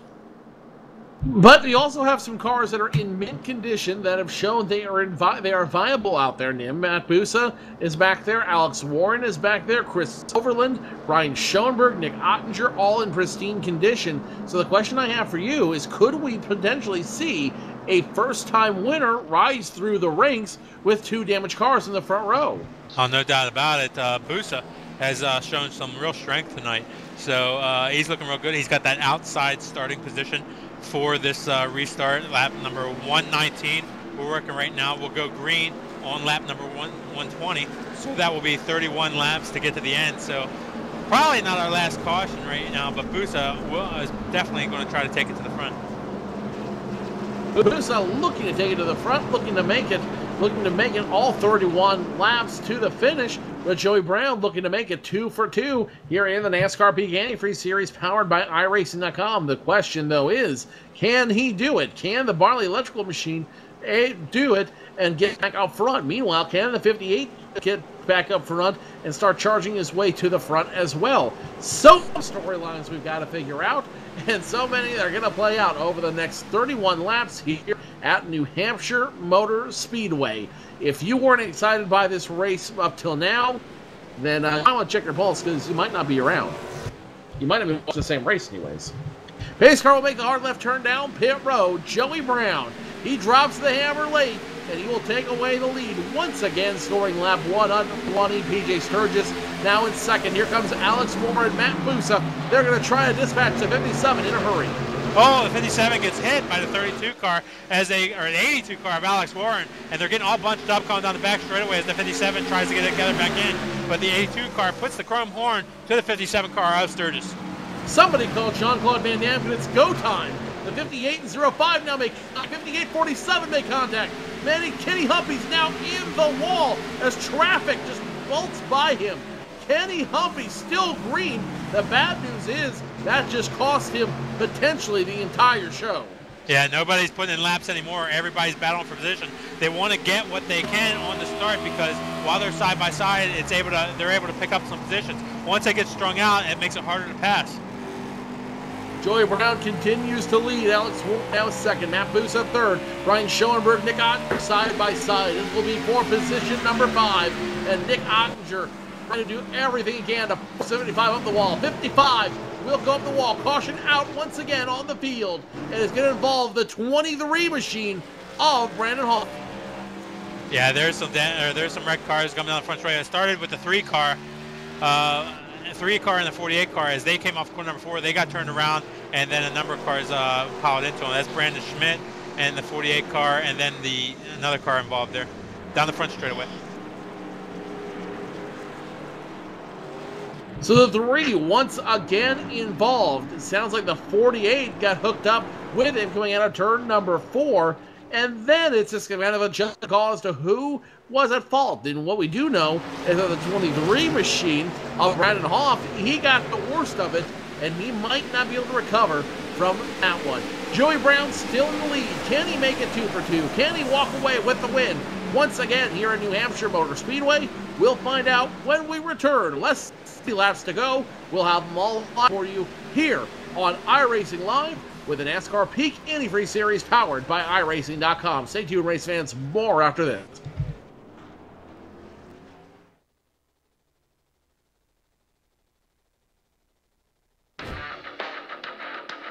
This is where it gets difficult. This is where your name's on the line, everything's on the line. You get that one chance to go out there and put down your best performance with the most amount of pressure.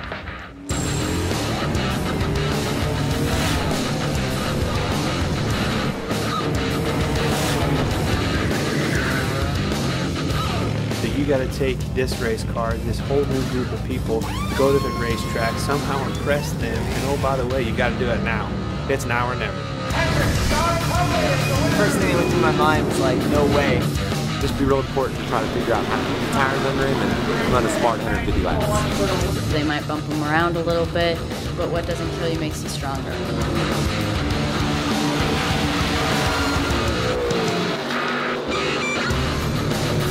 Everybody should enter next year's contest because you never know what could happen, man. You can come out here and run top 5 in your first K&N West race. So I'm so psyched right now. This is incredible.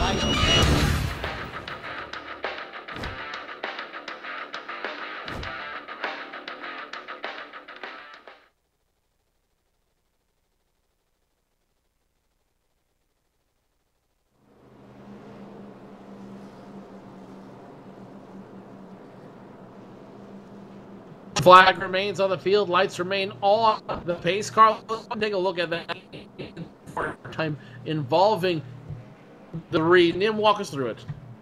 Well, it looks like the 3 car and the 48 car coming off of corner number 4 there. They definitely got together. The 48 possibly got into the back of the 3 as the 3 car was up high, and he cut down low on the 48 car. Those guys made contact. Spun down the front straightaway. The 23 car of Hawk comes in there very heavy, and Brandon Hoff. And he gets a big piece of that as they all spin down the front straightaway. A lot of other cars able to move by on the right, but a lot of heavy damage for the 48 car of Churko, the 3 car of Schmidt, and the 23 car of Brandon Hoff.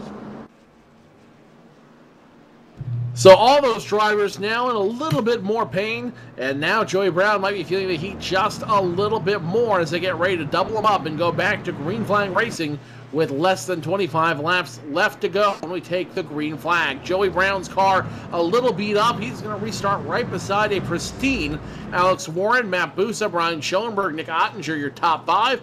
PJ Sturgis, Cody Bias, Chris Overland, Adam Gill, and looks like number 33 of Brian Blackford will be your top 10 when we go back to green flag racing. And Nim, this is going to be the definitive restart here. Yeah, well, we got Alex Warren. His car looks good. He's up on the outside there in the preferred groove. Joey Brown's going to have the advantage because he's going to start the race, and he's going to get a bit of a jump if he does it correctly. But he's got that damage on his front of his car, so there's some question marks there. Back in 3rd place, we got Matt Busa. Busa's looked very strong. And then we got Brian Schoenberg. He's back up in the top 5 in that 4th spot, and Ottinger in 5th. So the pace car will go down pit road this time by the light, unless they extend the caution flag, unless they turn back on the lights, they will not. And so Joey Brown will be in control of restarting this field, and he wastes no time. He wants to get as far away from the 82 as possible. The 12 hits the hammer, and he is back in control of this field with 24 laps to go. Alex Warren now in 2nd. Matt Busa trying to get around Brian Schoenberg, and here comes PJ Sturgis and Nick Ottinger doing business. 2 by 2, they go down the backstretch. Yeah, Alex tried to get a little bit of a jump on that start, and Brown was having none of it. He slowed him up, and now the 34 car slides up in the 55 there a little bit. The 55 has the advantage coming off of the corner, but Busa challenged him hard down the front straightaway. Joey Brown continues to run up front. Let's watch the 34 and 55 as they continue to go side by side. The 55 has the advantage on the high side. The 34 keeps sliding, keeps trying to get into the 55. Not going to happen. 34 and 55 continue to run side by side. The 55 has the advantage, though. Can he blow around the 34? Yes, he does. Advantage Schoenberg. He will take away the position on Matt Busa. Score Schoenberg, position number 3. Yeah, now the battle is back for the 5th position as P.J. Sturgis is getting battled with Nick Ottinger. Ottinger takes the 5th spot as they cross the line that time by. The 57 down low, and he's going to have to give up that spot as they go down the back straightaway. So Alex Warren still trailing Joey Brown. Joey Brown can to lead at this point. Can't Joey Brown hold him off, though? That's the big question, as the 12 and 82 almost make contact through turns 3 and 4. Meanwhile, let's turn on the rear bumper of the 05 machine. You see the 57 and 47 now doing business single file. They'll go back to business, but the thing is, they're going to start collecting. Trouble up front. The 12 it now goes into the wall. The 12 got the chrome horn. Caution is out, and new leader on the field. Yeah, we had to get a replay there. I was watching the battle back on the 5th spot, but the 82 and the 12 car come together down in the corner number 1. This is a little bit of the opposite of what happened earlier, where the 12 car got into somebody, but the 12 car goes around. He's able to save it, a great save, and doesn't even get into the wall. And he's able to make a save on that car. Tough call to say what it was who was at fault or what happened, but this is something I was a little afraid of that would happen with the 82 and 12 running so close to each other. The 82 and 12 make contact, the 12 goes flying, and now Joey Brown will restart position number 5. But the problem is he's got 2 brand new cars right in front of him. Alex Warren, Brian Schoenberg restarting on the front row, less than 20 to go when they go back to green flag racing them. So yeah, go ahead. Yeah, they definitely, it's going to pick up. Every time we have a caution later in the race, it's just going to be more of this as we go forward. 20 laps to go, last time by.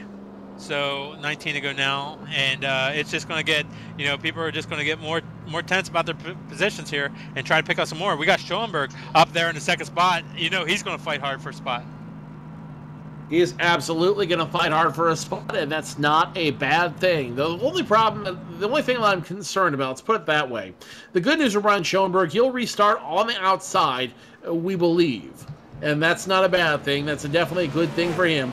The bad news is he's had a good run of bad luck when he restarts on the front row.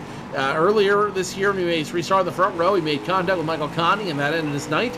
Can he break the streak? Can he finally shake that black cat that's been following him? Well, we'll have to see this time by.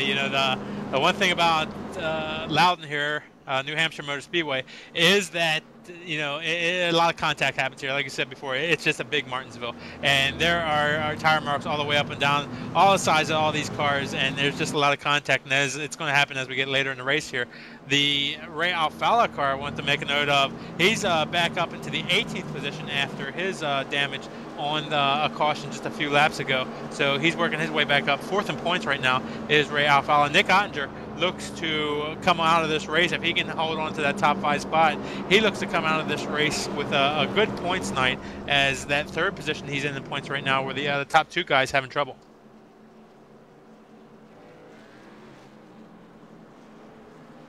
So it's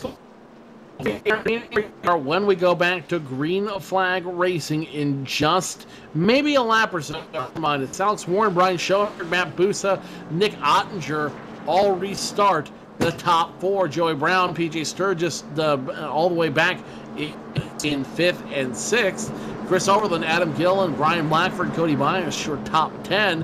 Kenny Humpy all the way back to position number 16. Ray Alfala, the 2-time champion, in position number 18. And Michael Connie, who's been dominant here the last 2 years, he will, for all intents and purposes, probably not. We'll project him, let's put it that way. He's projected not to win this race. He restarts all the way back, position number 21. So tonight, in 2 different ways, Nim, the king is dead. Long live the new king. We just need to see who's going to be coronated at the end of this race. That's right. That reminds me, the King's Royal just happened this week too. So this is the race for the king. So we'll see who gets crowned tonight. It is definitely going to be a race of kings tonight in some way, shape, or form at New Hampshire Motor Speedway. Alex Warren, Brian Schoenberg, Matt Busa, Nick Ottinger, Joey Brown, all your top 5. Adam Gillen, your top 8. Brian Blackford, Cody Byers, your top 10. Anybody's race at this point. The guys who have been dominant here all night, they will not be restarting up front with 16 to go. It's anybody's project, anybody's potential at this point. They will not extend the flag. Race pace car goes down on pit road, and the green flag flies. The 82 of Alex Warren hits it hard, wiggles the back end a little bit, opens the door for Brian Schoenberg. He's got the advantage on the outside. Advantage Schoenberg side by side to turns 1 and 2. Yeah, Schoenberg had a fantastic start there. We rarely see the outside car able to stay up with the pole sitter as they take those restarts. Schoenberg was able to do it. He timed it just right, and he's battling. He's got the preferred groove up on the outside. The 82 and 55 make contact again in turns 3 and 4. The 55 will back it off the 82 of Alex Warren. Warren blatantly made contact with the 55 on the back stretch to shake him off. Now the 55 is back there under fire from the 34 of Matt Busa and the 05 of Nick Ottinger. Ottinger battles Busa up on the outside. He has momentum going down the back straightaway, but Busa able to fall in line, getting behind Schoenberg as they go into corner number 3. 15 to go, 14 when they cross the start-finish line. Then Ryan Schoenberg still trying to fight off Matt Busa. Matt Ottinger, PJ Sturgis right behind him, and Matt Busa will drop behind Brian Schoenberg. Alex Warren's starting to get a little bit of a run here in turns 1 and 2. The battle, everybody's single file right now. The battle right now back in the 6th position is Joey Brown. He's worked his way up to 6 and just got by Chris Overland. Into turns 3 and 4, Alex Warren continues to lead. Schoenberg, Busa continuing to fight for position number 2. Busa continues to poke his nose down. The 55 will have none of it. Schoenberg doing everything he can to try to catch up with the 82 of Alex Warren. Warren stretching out his lead right now. He's got a half a second lead over that second place car of Brian Schoenberg. Schoenberg trying to hold off Busa for that second spot. In line on the back stretch going into turn 3 and 4. It's me, Matt Busa, still looking. Let's ride in car with Busa in that number 34 Toyota Camry as he tries to keep getting around the 55. No dice. Now the 55 makes contact with the wall. That could open up the door for Matt Busa. Yeah, 55 trying real hard coming off corner number 4 there. He got into the outside wall. Flatten that right side of the car. Busa down to the inside right now. He's got the run coming off corner number 2, and he will take that second position. Looks like tires going away on the machine as he makes contact with the wall once again. Into turns 3 and 4. Here comes the 05 of Nick Ottinger. Ottinger takes a look at number 3. So put Schoenberg down position number 4 now as Schoenberg showing some strife. Yeah, that damage on the right side of the car has definitely hurt that car as he's lost 2 spots now. Busa now 0.8 of a second behind your lead car with 10 laps to go this time by. Alex Warren could walk away with a huge win here at New Hampshire Motor Speedway for the Computer Pros. Chevy, Matt Busa second, Nick Ottinger third, Brian Schoenberg fourth, PJ Sturgis your top 5. And this top 5 may be what you're looking at as they continue to turn laps, 10 to go. Busa closing that gap on Alex Warren. Last time 0.8 of a second, this time 0.7 of a second. 9 laps to go this time, actually 10 laps to go that time by. So he's got time to do it if he can do it at 10th of a lap. If he can do it a 10th of a lap, he'll catch you in 7 laps plus or minus. We could have a showdown with 3 to go. Alex Warren still in a good place. Matt Busa still in a good place. Let's run roof cam on Matt Busa. As you hear that, that's the shark. That's the shark from Jaws theme playing. And Matt Busa looking like a shark as he's trying to hunt down the 82 of Alex Warren.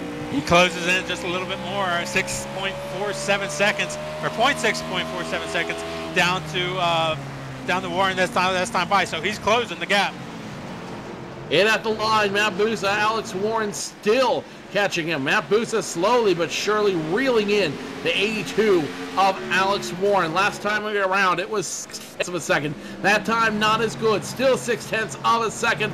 Busa's got to start hitting the hammer if he wants to try to get to the 82 of Alex Warren. Yeah, only able to pick up a couple of hundredths that time. He's got to do better than that as Warren's hitting his marks down through 3 and 4. He's trying to maintain that lead, but Busa dives in hard into corner number 3. He makes up some more time, heading down the front straightaway. 82 taking it nice and smooth, slow and steady as they continue to run. 7 to go, and now more time being knocked off. Matt Busa trying to do everything he can to get to Alex Warren. Took off a tenth of a second that time by, and Busa now starting to catch up. Half a second between Busa and Alex Warren. Busa's really diving hard in the corners. He's trying to pick up that time. He goes low, slides up the track. He's burning up those tires. Gets a good run also as they come off the corner. Last time by, they were 0.582 seconds behind. This time by, the interval is now 0.535 seconds. So he's able to pick up 500 that time. The 34 and 82 now within visual sight of each other. The 82 can see the 34 in his rearview mirror. Matt Busa obviously can see the rear bumper of the 82 in his sight. 6 to go. 5 when they cross the start-finish line. Through turns 3 and 4. 34 looks to be just a little bit faster. 82 gets a better exit though. 82 crosses. With 5 to go now. Alex Warren now 0.4 of a second between Alex Warren and Matt Busa. Yeah, he picked up another 500 that time by. He's picking up more through 1 and 2 right here. He might be able to catch him, but will he have any time to do anything with him? We have 5 to go last time by. Alex Warren looking for his first win, his first career win in the NASCAR Peak Antifreeze Series. Busa trying to ruin it as he gets a huge run through turns 3 and 4 at the start-finish line. 4 to go. It will be Alex Warren. Matt Busa slowly but surely, now still 0.4 of a second away. Busa needs to hit the turbo if he wants to try to catch Alex Warren. Yeah, the interval is visually dropping right now. Another half a tenth off that time. He's got to do just a little bit more. 4 laps to go last time, 3 laps to go this time by. He's really going to have to dive it in, and he pulls in harder. Alex Warren still trying to hold on for his first win. The 34 wiggles it off 3 and 4. 0.2 of a second now between Busa and Alex Warren. 3 laps will determine who will walk away with the win. Alex Warren still looking for his first win. He can get it if he can hold off Matt Busa for 2.5 more laps. Yeah, it's only about 3 car lengths now. Busa is there. We'll see if he can make a challenge. Trying to formulate a challenge here in turns 3 and 4. Busa trying to make the move. Warren not necessarily happening. 2 laps to go this time by. Busa is right there. Going down corner number 3, we'll have to see if he kind of pulls a slider. He's right there on the rear bumper, coming off corner number 2. Let's go off the rear of the leader with less than a tenth of a second left. The 82 and 34, nose to tail. It's going to be a dogfight for the win. One flag will come out as soon as the 82 of Alex Warren crosses the line. White flag flies. Warren's going to hold him off for one more. 34 jumps in though, and it's a fight. Turns 1 and 2. They're side by side coming off corner number 2. Busa's down the inside, Warren up on the outside. Side by side down the back straightaway. They're neck and neck. Neck and neck going into turns 3 and 4. High line has been the preferred line. Not this time. Matt Busa has the advantage. It will be a drag race as they come off of turn number 4. Alex Warren has a nose advantage. Can he hold on? Alex Warren, Matt Busa making contact. And it will be Alex Warren barely walking away with the win as him and Matt Busa back across the start-finish line. Ottinger 3rd, Schoenberg 4th, PJ Sturgis running out your top 5. It was Warren by just a little bit there, by about a quarter of a car length down the front straightaway as they got battling down there. Busa made some contact, and they both had it a little bit out of control, but it was a great battle for the win there. What an incredible finish. Let's take a look at how it all ended one more time. And you see it right there. Off of turn number 4, Alex Warren coming off the high side of that turn, but Matt Busa tried to be clever, tried to push Warren into the wall. It backfired for the 34 of Matt Busa. Warren ends up turning it around the nose, and Alex Warren will walk away, maybe more accurately limp away, with his very first NASCAR Peak Antifreeze Series powered by iRacing.com win. Alex Warren, the Computer Bros Chevy, their first win. Yeah, there was going down, as you see the finish here, coming down the front straightaway, there was a wreck on the front straightaway that we didn't even notice as these cars were battling the line. There's some cars sitting down there to the inside. But again, a great finish there, as you see. Alex Warren and Busa battling the line there. Maybe just a fender separating them at the start-finish line, but Alex Warren picks up the win. Great win from Alex Warren, and he's got just enough in that Chevy to burn him down here at New Hampshire Motor Speedway. When we return, actually let's take it one more time. You're going to watch that replay again as the 82 and 34 doing battle on the front stretch. And the 34 trying to run Alex Warren off the road. It backfired on him as Alex Warren gets the nose in front of him, and Alex Warren takes it by 0.03 of a second, 31 thousandths of a second. A nose is all it took for Alex Warren to register his first win. When we come back, we'll talk to your top 5 finishers and go over what's been an incredible race here at New Hampshire Motor Speedway. Alex Warren celebrating his very first NASCAR Peak Antifreeze Series powered by iRacing.com win. We'll talk to him next in the post-race show.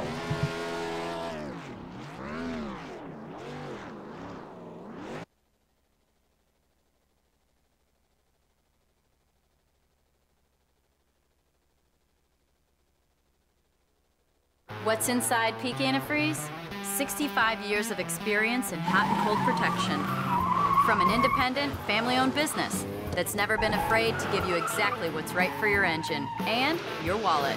Peak. Run true.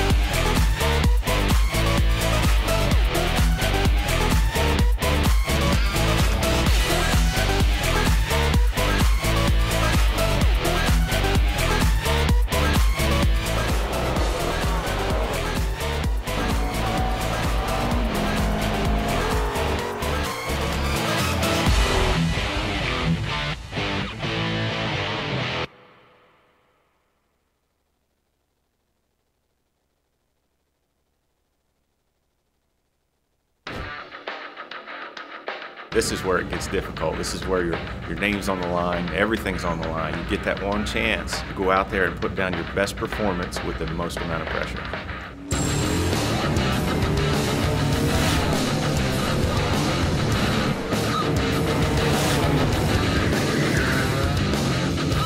So you got to take this race car, this whole new group of people, go to the racetrack, somehow impress them, and oh, by the way, you got to do it now.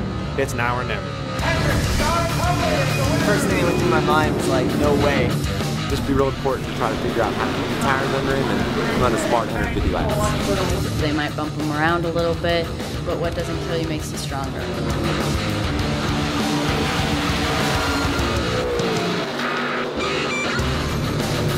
Everybody should enter next year's contest because you never know what could happen, man. You can come out here and run top 5 in your first K&N West race. So I'm so psyched right now. This is incredible.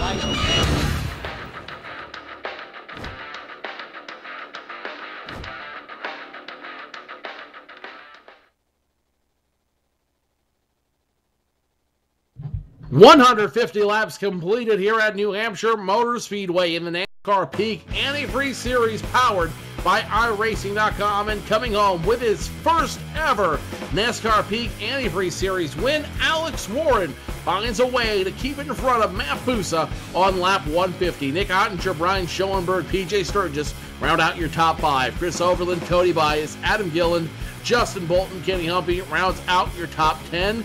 Rob Ackley, Byron Daly, Brandon Traburco, Michael Johnson, and Ray Alfala, your top 15. Jake Sturgis, Michael Connie, Brad Mayhar, Brian Day, Joey Brown, your top 20.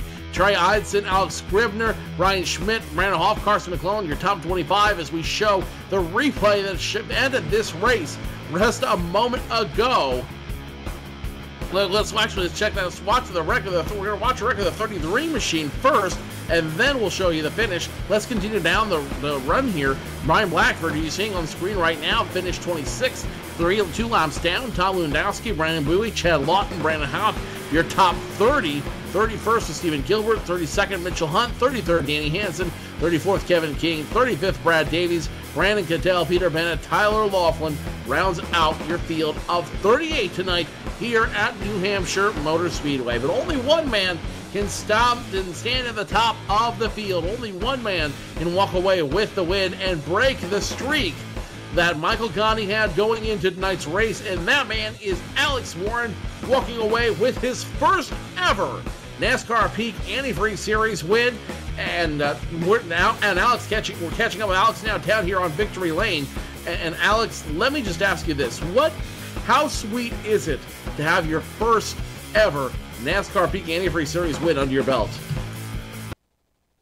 I can't even believe it right now. It has not sunk in yet.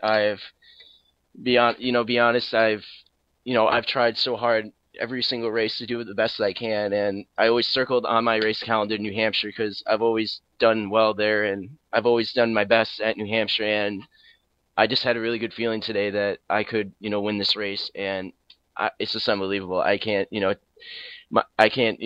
tell you how happy I am right now that I pulled it off finally.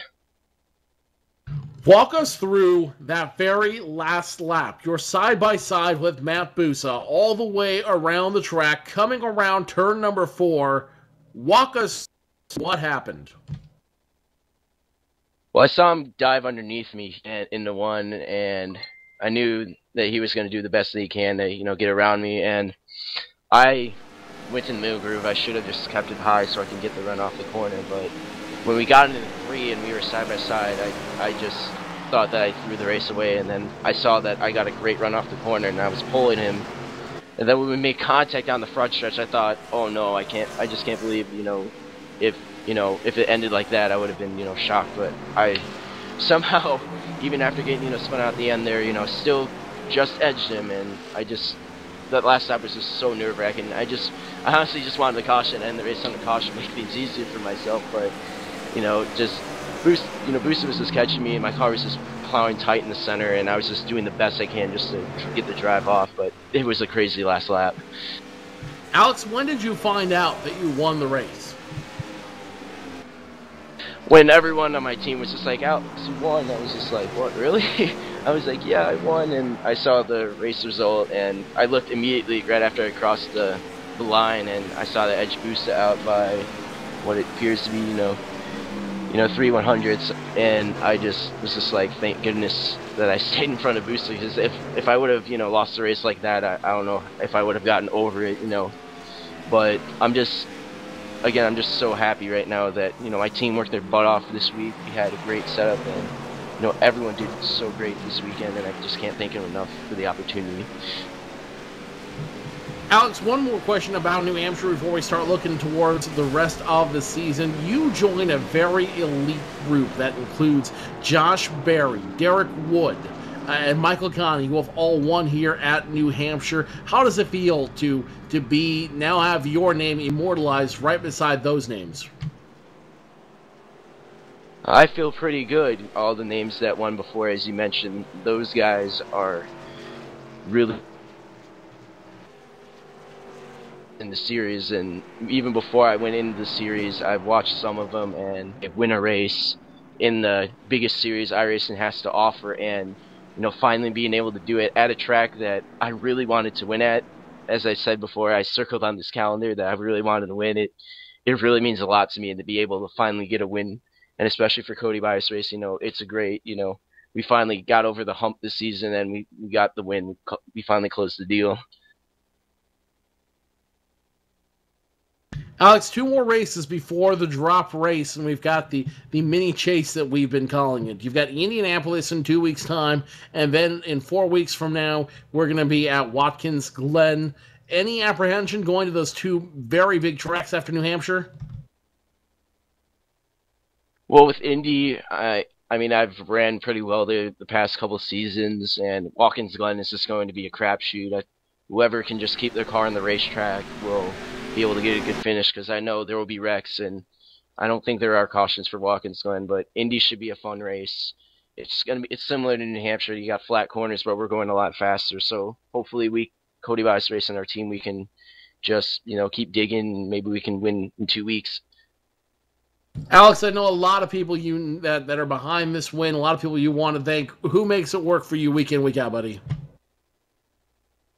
Well, first of all, I would like to thank PC Computer Pros, Jesse Martin, for giving me the opportunity to represent him and his company. They are a computer and repair sales place, and I suggest you checking them out. They're really great. I would like to thank Core Pipe, who's been sticking with me throughout the whole year, throughout the whole series that I've been in so far. JD Laird for painting the paint scheme, as well as Cody Bias Racing. Everyone on the team worked their tails off this week, and as well as Sport, putting the logo on the car. And for forgetting anyone, I apologize, but I'm just just so happy that I've gotten the opportunity to be on such a great team with great people, and we gel really well together, and we were able to finally get it done, and this really means a lot to me. Alex Warren registering his very first win here in the NASCAR Peak Antifreeze Series at New Hampshire Motor Speedway. Alex, congratulations on the big win. We'll see you in 2 weeks' time at the Brickyard. Yeah, thank you. Nimcross caught up with our second place finisher, Matt Busso. Down here with Matt Busso. Matt, one of the most incredible finishes in the NASCAR Peak Antifreeze Series powered by iRacing.com. Just an absolute outstanding race there to the end. Tell us about the last 10 laps, and then tell us about the last lap.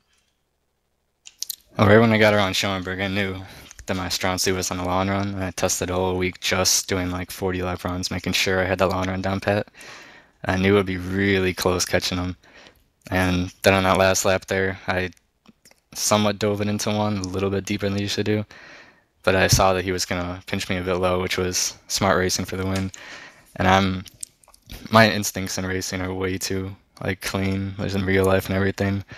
So I didn't have the guts to wash him up the track or anything in turn 3 there. So I just held it low and hopes to pull off a Ricky Craven or a Cale Gale, but came up just a bit short. Matt, when you were battling there on the last lap, it was really exciting coming down the last 10 laps, watching you catch Alex, but nobody thought that once you got there that you'd be able to make it stick so well in 1 and 2, and you were able to stick it down low, and you're right, he held you down low, but you dove it in there hard, were able to make it stick. What was that battle on that last lap like? I was shaking for sure. It was really intense. I actually, in testing, also tested making the car stick on the bottom really well, and that's what we had a really nice setup here last year and based it off that. And that's one of the strong suit besides the long run is working on the bottom. But man, I'm having second thoughts now if I should have washed them up. But I don't know, I'd rather be clean, and that was a good win for Alex. Matt, you've been having a pretty good run this season, 7th in points coming into this race. No top 10s though. This is your, no top 5s. This is your first top 5 of the series, and your best finish by far. Only lost that one out by 3/100ths of a second. Does this give you a stronger edge or a stronger run going into the final few races heading into Indianapolis? Oh yeah, for sure. Now I've got a bigger prize on my mind, going for top 5 in points and stuff. I got a couple of good tracks coming up, Watkins Glen especially. I love road course racing. And then a couple more tracks at the end of the year I really like too. Heading down the stretch, the drop races coming up soon as we head back through that. Tell us about who makes it happen for you. Tell us about anything else you'd like to, and your great second place finish. Well, first off, I gotta thank my team, Gale Force Racing and Nick Ottinger, Brian Day, Brandon Bowie, Michael Johnson, Scribner, all those guys that helped me test, Ronnie Sisney and Ronnie Binkley, Ben Welvert. They test really hard all week long, and we work really well together, like Alex said with his team. And when you put all those great heads together, you can come up with a really good set. And I gotta thank Snowcone Productions as well for helping with the team's website. And I actually had a 2-race sponsor deal that ended after this race. It may continue, who knows how. But it's with Royal Speed Dynamics and Adam Benefiel. I gotta thank him a lot for putting a really nice looking paint scheme on the car. Well, good job with all the sponsors. Good job on the 2-race deal coming up with your new sponsor. Great run here at Loudon. One that definitely going in the record books, and everybody's going to be able to do. So we'll send it over to Joe, who's got your 3rd place finisher, PJ Sturgis. I'm sorry, Nick Ottinger. Nick Ottinger finishing third in the 05 Rheem Toyota. And Nick, since you've switched manufacturers, I believe this is your best finish. I think at this track for the series, I think it is. Third ain't nothing to be disappointed about. I was behind Alex and Busa battling there. I was rooting for my teammate, of course, but I mean, that was like a Rookie Craven and Kurt Busch moment at Darlington. It was shaping up to be a good finish, and it lived up to it. But I'm glad we came out with a good finish. I was riding behind the two up there. I seen we had the gap back to fourth, and Peter Fisher, my spotter, was telling me look at the big picture and just keeping me calm, just ride where I was, just to keep good points. And we came out to points later, I found out. So that's the first time that's happened for me. That's definitely got to be a very good feeling with only 6 races left in the campaign. From here on out, it's all about defending that championship lead, right? Yeah. That's always the plan. I mean, you gotta first. It's an old saying, you already know it, but first, in order to finish first you must finish, and that's something we failed to do at Kentucky, and we lost points to a lot of the field. But this week, this race in New Hampshire, a lot of people did the same thing. Luckily, we weren't involved in some of the scuffles to ultimately end our race. But yeah, it's important to keep the points lead and everything. But I mean, you got to make sure you're in contention to finish these races, especially at a track like New Hampshire, close quarter racing, and a majority of the guys fighting for one groove. I mean, it's very key to come out with a good finish, definitely. What was the biggest contributor, Nick, to your third place finish tonight? Was it pit strategy? Was it being in the right place at the right time? Was it fighting traffic? What was really the key differentiator for you and everyone on the 05 team? The majority of it's just the team working so well together.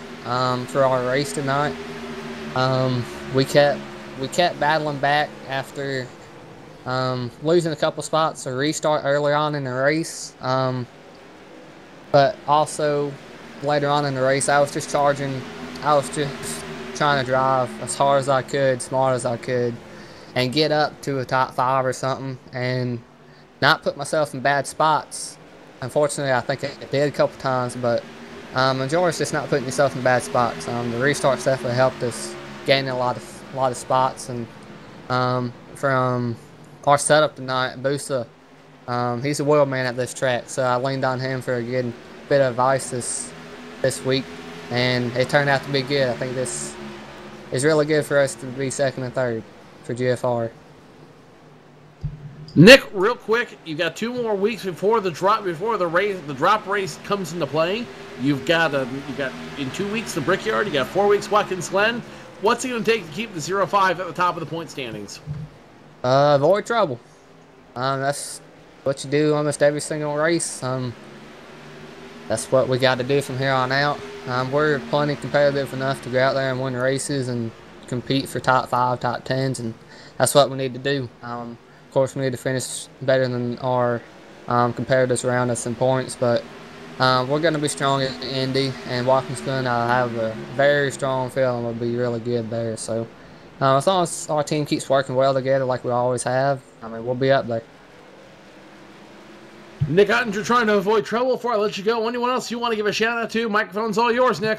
Oh yeah. First and foremost, I want to thank my supporters out there.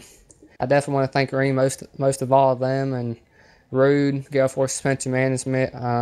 Royal Speed Dynamics was on Busa's car, I'm sure he mentioned, but I'm glad they came on board for a couple races on my car too. And Franklin Cable Group, Esther Island Cancer Research Fund, Patriot Safety Supply. Just everyone's put a ton of time in working for basically keep us competitive as far as Gale Force Racing, and I think our plan is to stay that way. Nick Ottinger finishing third tonight will take away the points lead. The question is, how long can he hold on? Let's go over to Nim Cross, who's caught up with your 4th place finisher, Brian Schoenberg. Down here with the show, Brian Schoenberg brings her home in 4th place tonight. Brian, you were up in the top 5 early in the race, fell back a little bit there in the mid part, and then got back up to battle in the top 5. Even maybe had a shot to lead early on or late in the race there. Tell us about your race. Nim, you were in the booth tonight? Yes, sir. They brought in the big dogs for this one.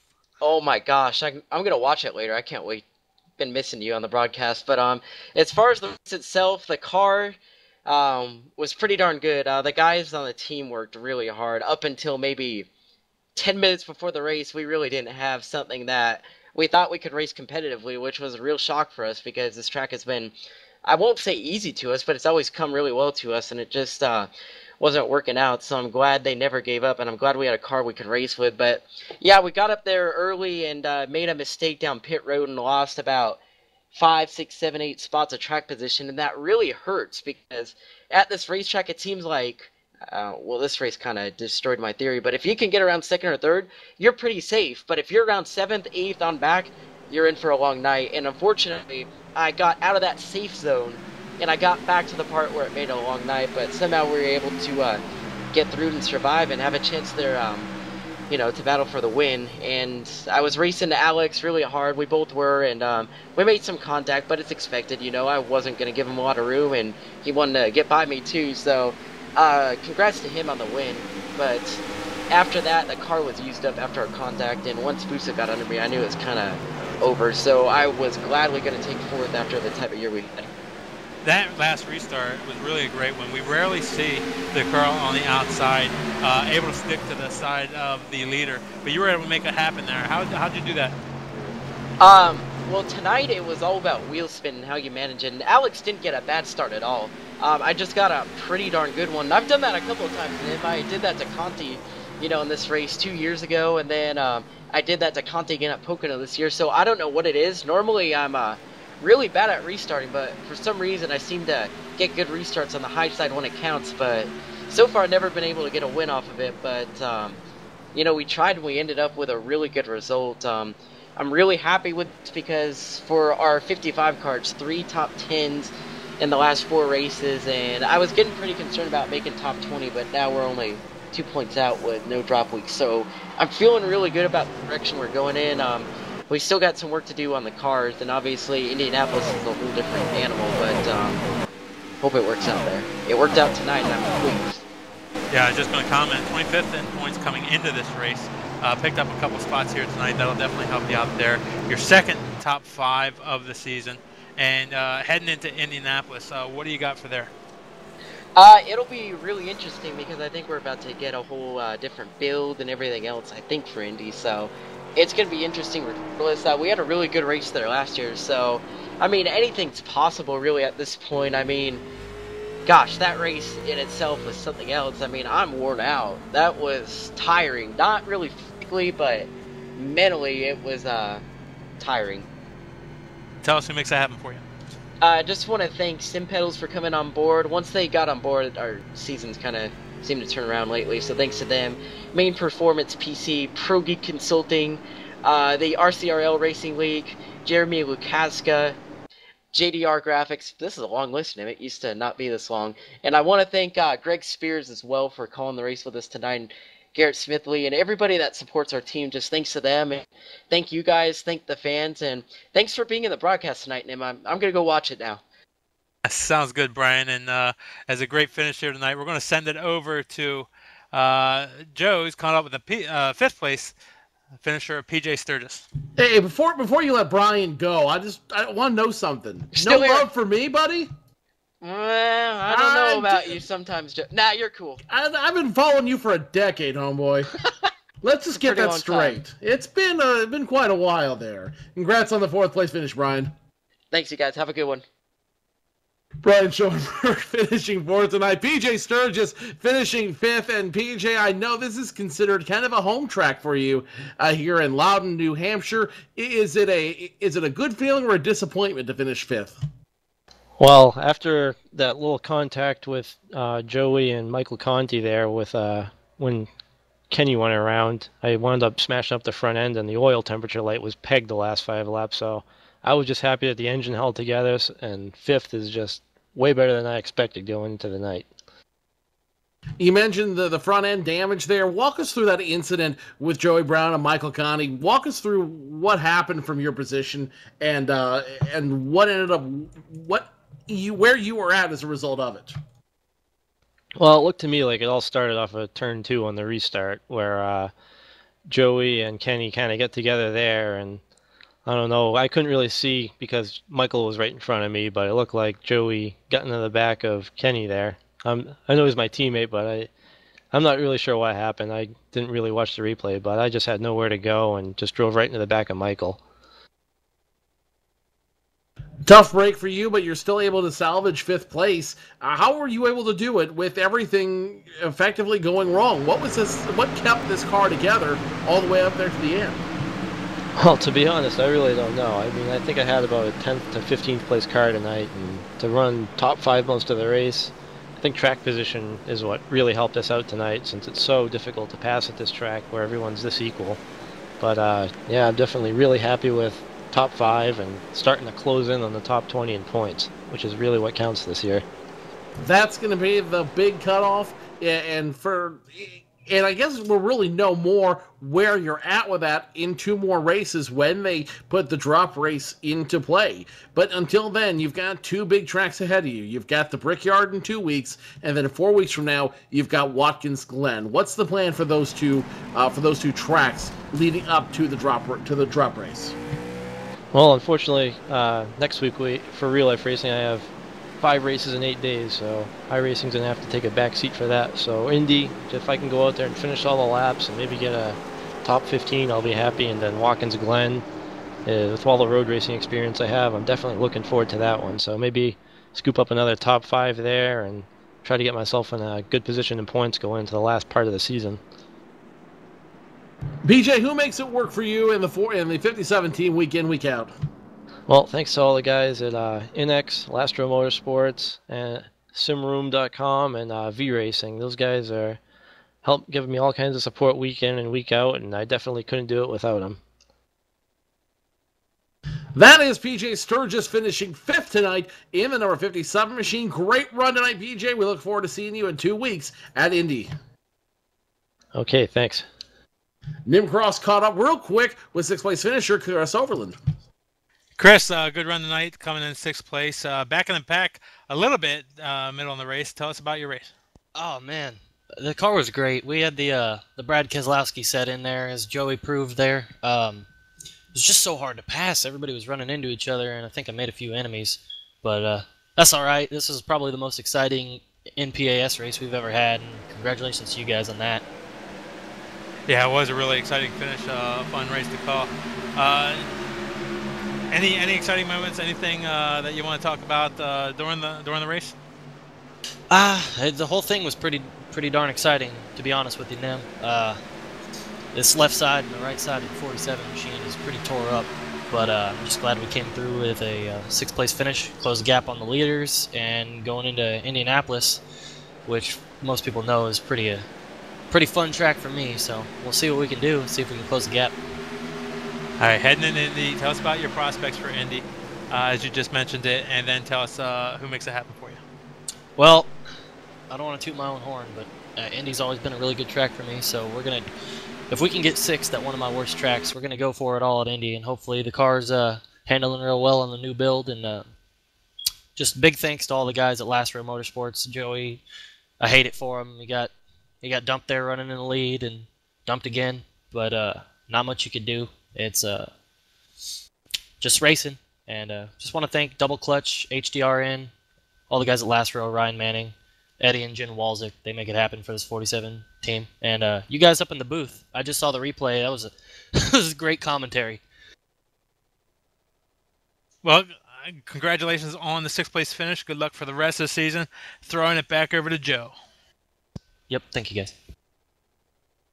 And that should just about do it for us here from New Hampshire Motor Speedway. We'll be back on the air Tuesday, July 29th, when we go green flag racing from Indianapolis Motor Speedway for the NASCAR Peak Antifreeze Series powered by iRacing.com. Race there. You won't want to miss that one. 8:45 p.m. start time Eastern, 5:45 Pacific, right here on your home for Sim Racing, iRacing Live, and PSR TV. Our thanks again to all of our partners who make it work, and bring you this this live coverage of iRacing week in and week out. PSR TV, MotorRacingNetwork.com, the voice of NASCAR, Nesson, and iRacing Brazil, among others. Thank you all for certainly tuning in and joining us. We certainly appreciate you watching wherever you are in the world. On behalf of the entire crew that make it happen here, Tim, Terry, Tony Stevens, who are who knows where, Nim Cross, my partner in crime tonight,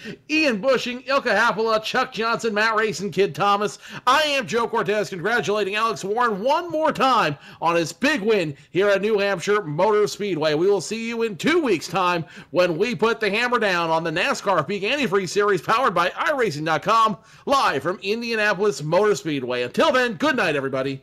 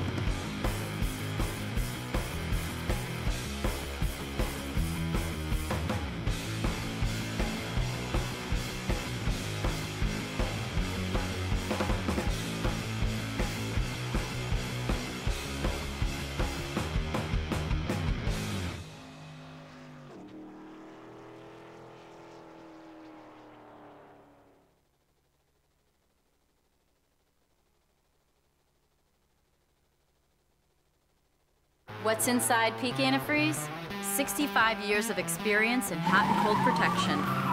From an independent, family-owned business that's never been afraid to give you exactly what's right for your engine and your wallet. Peak. Run true.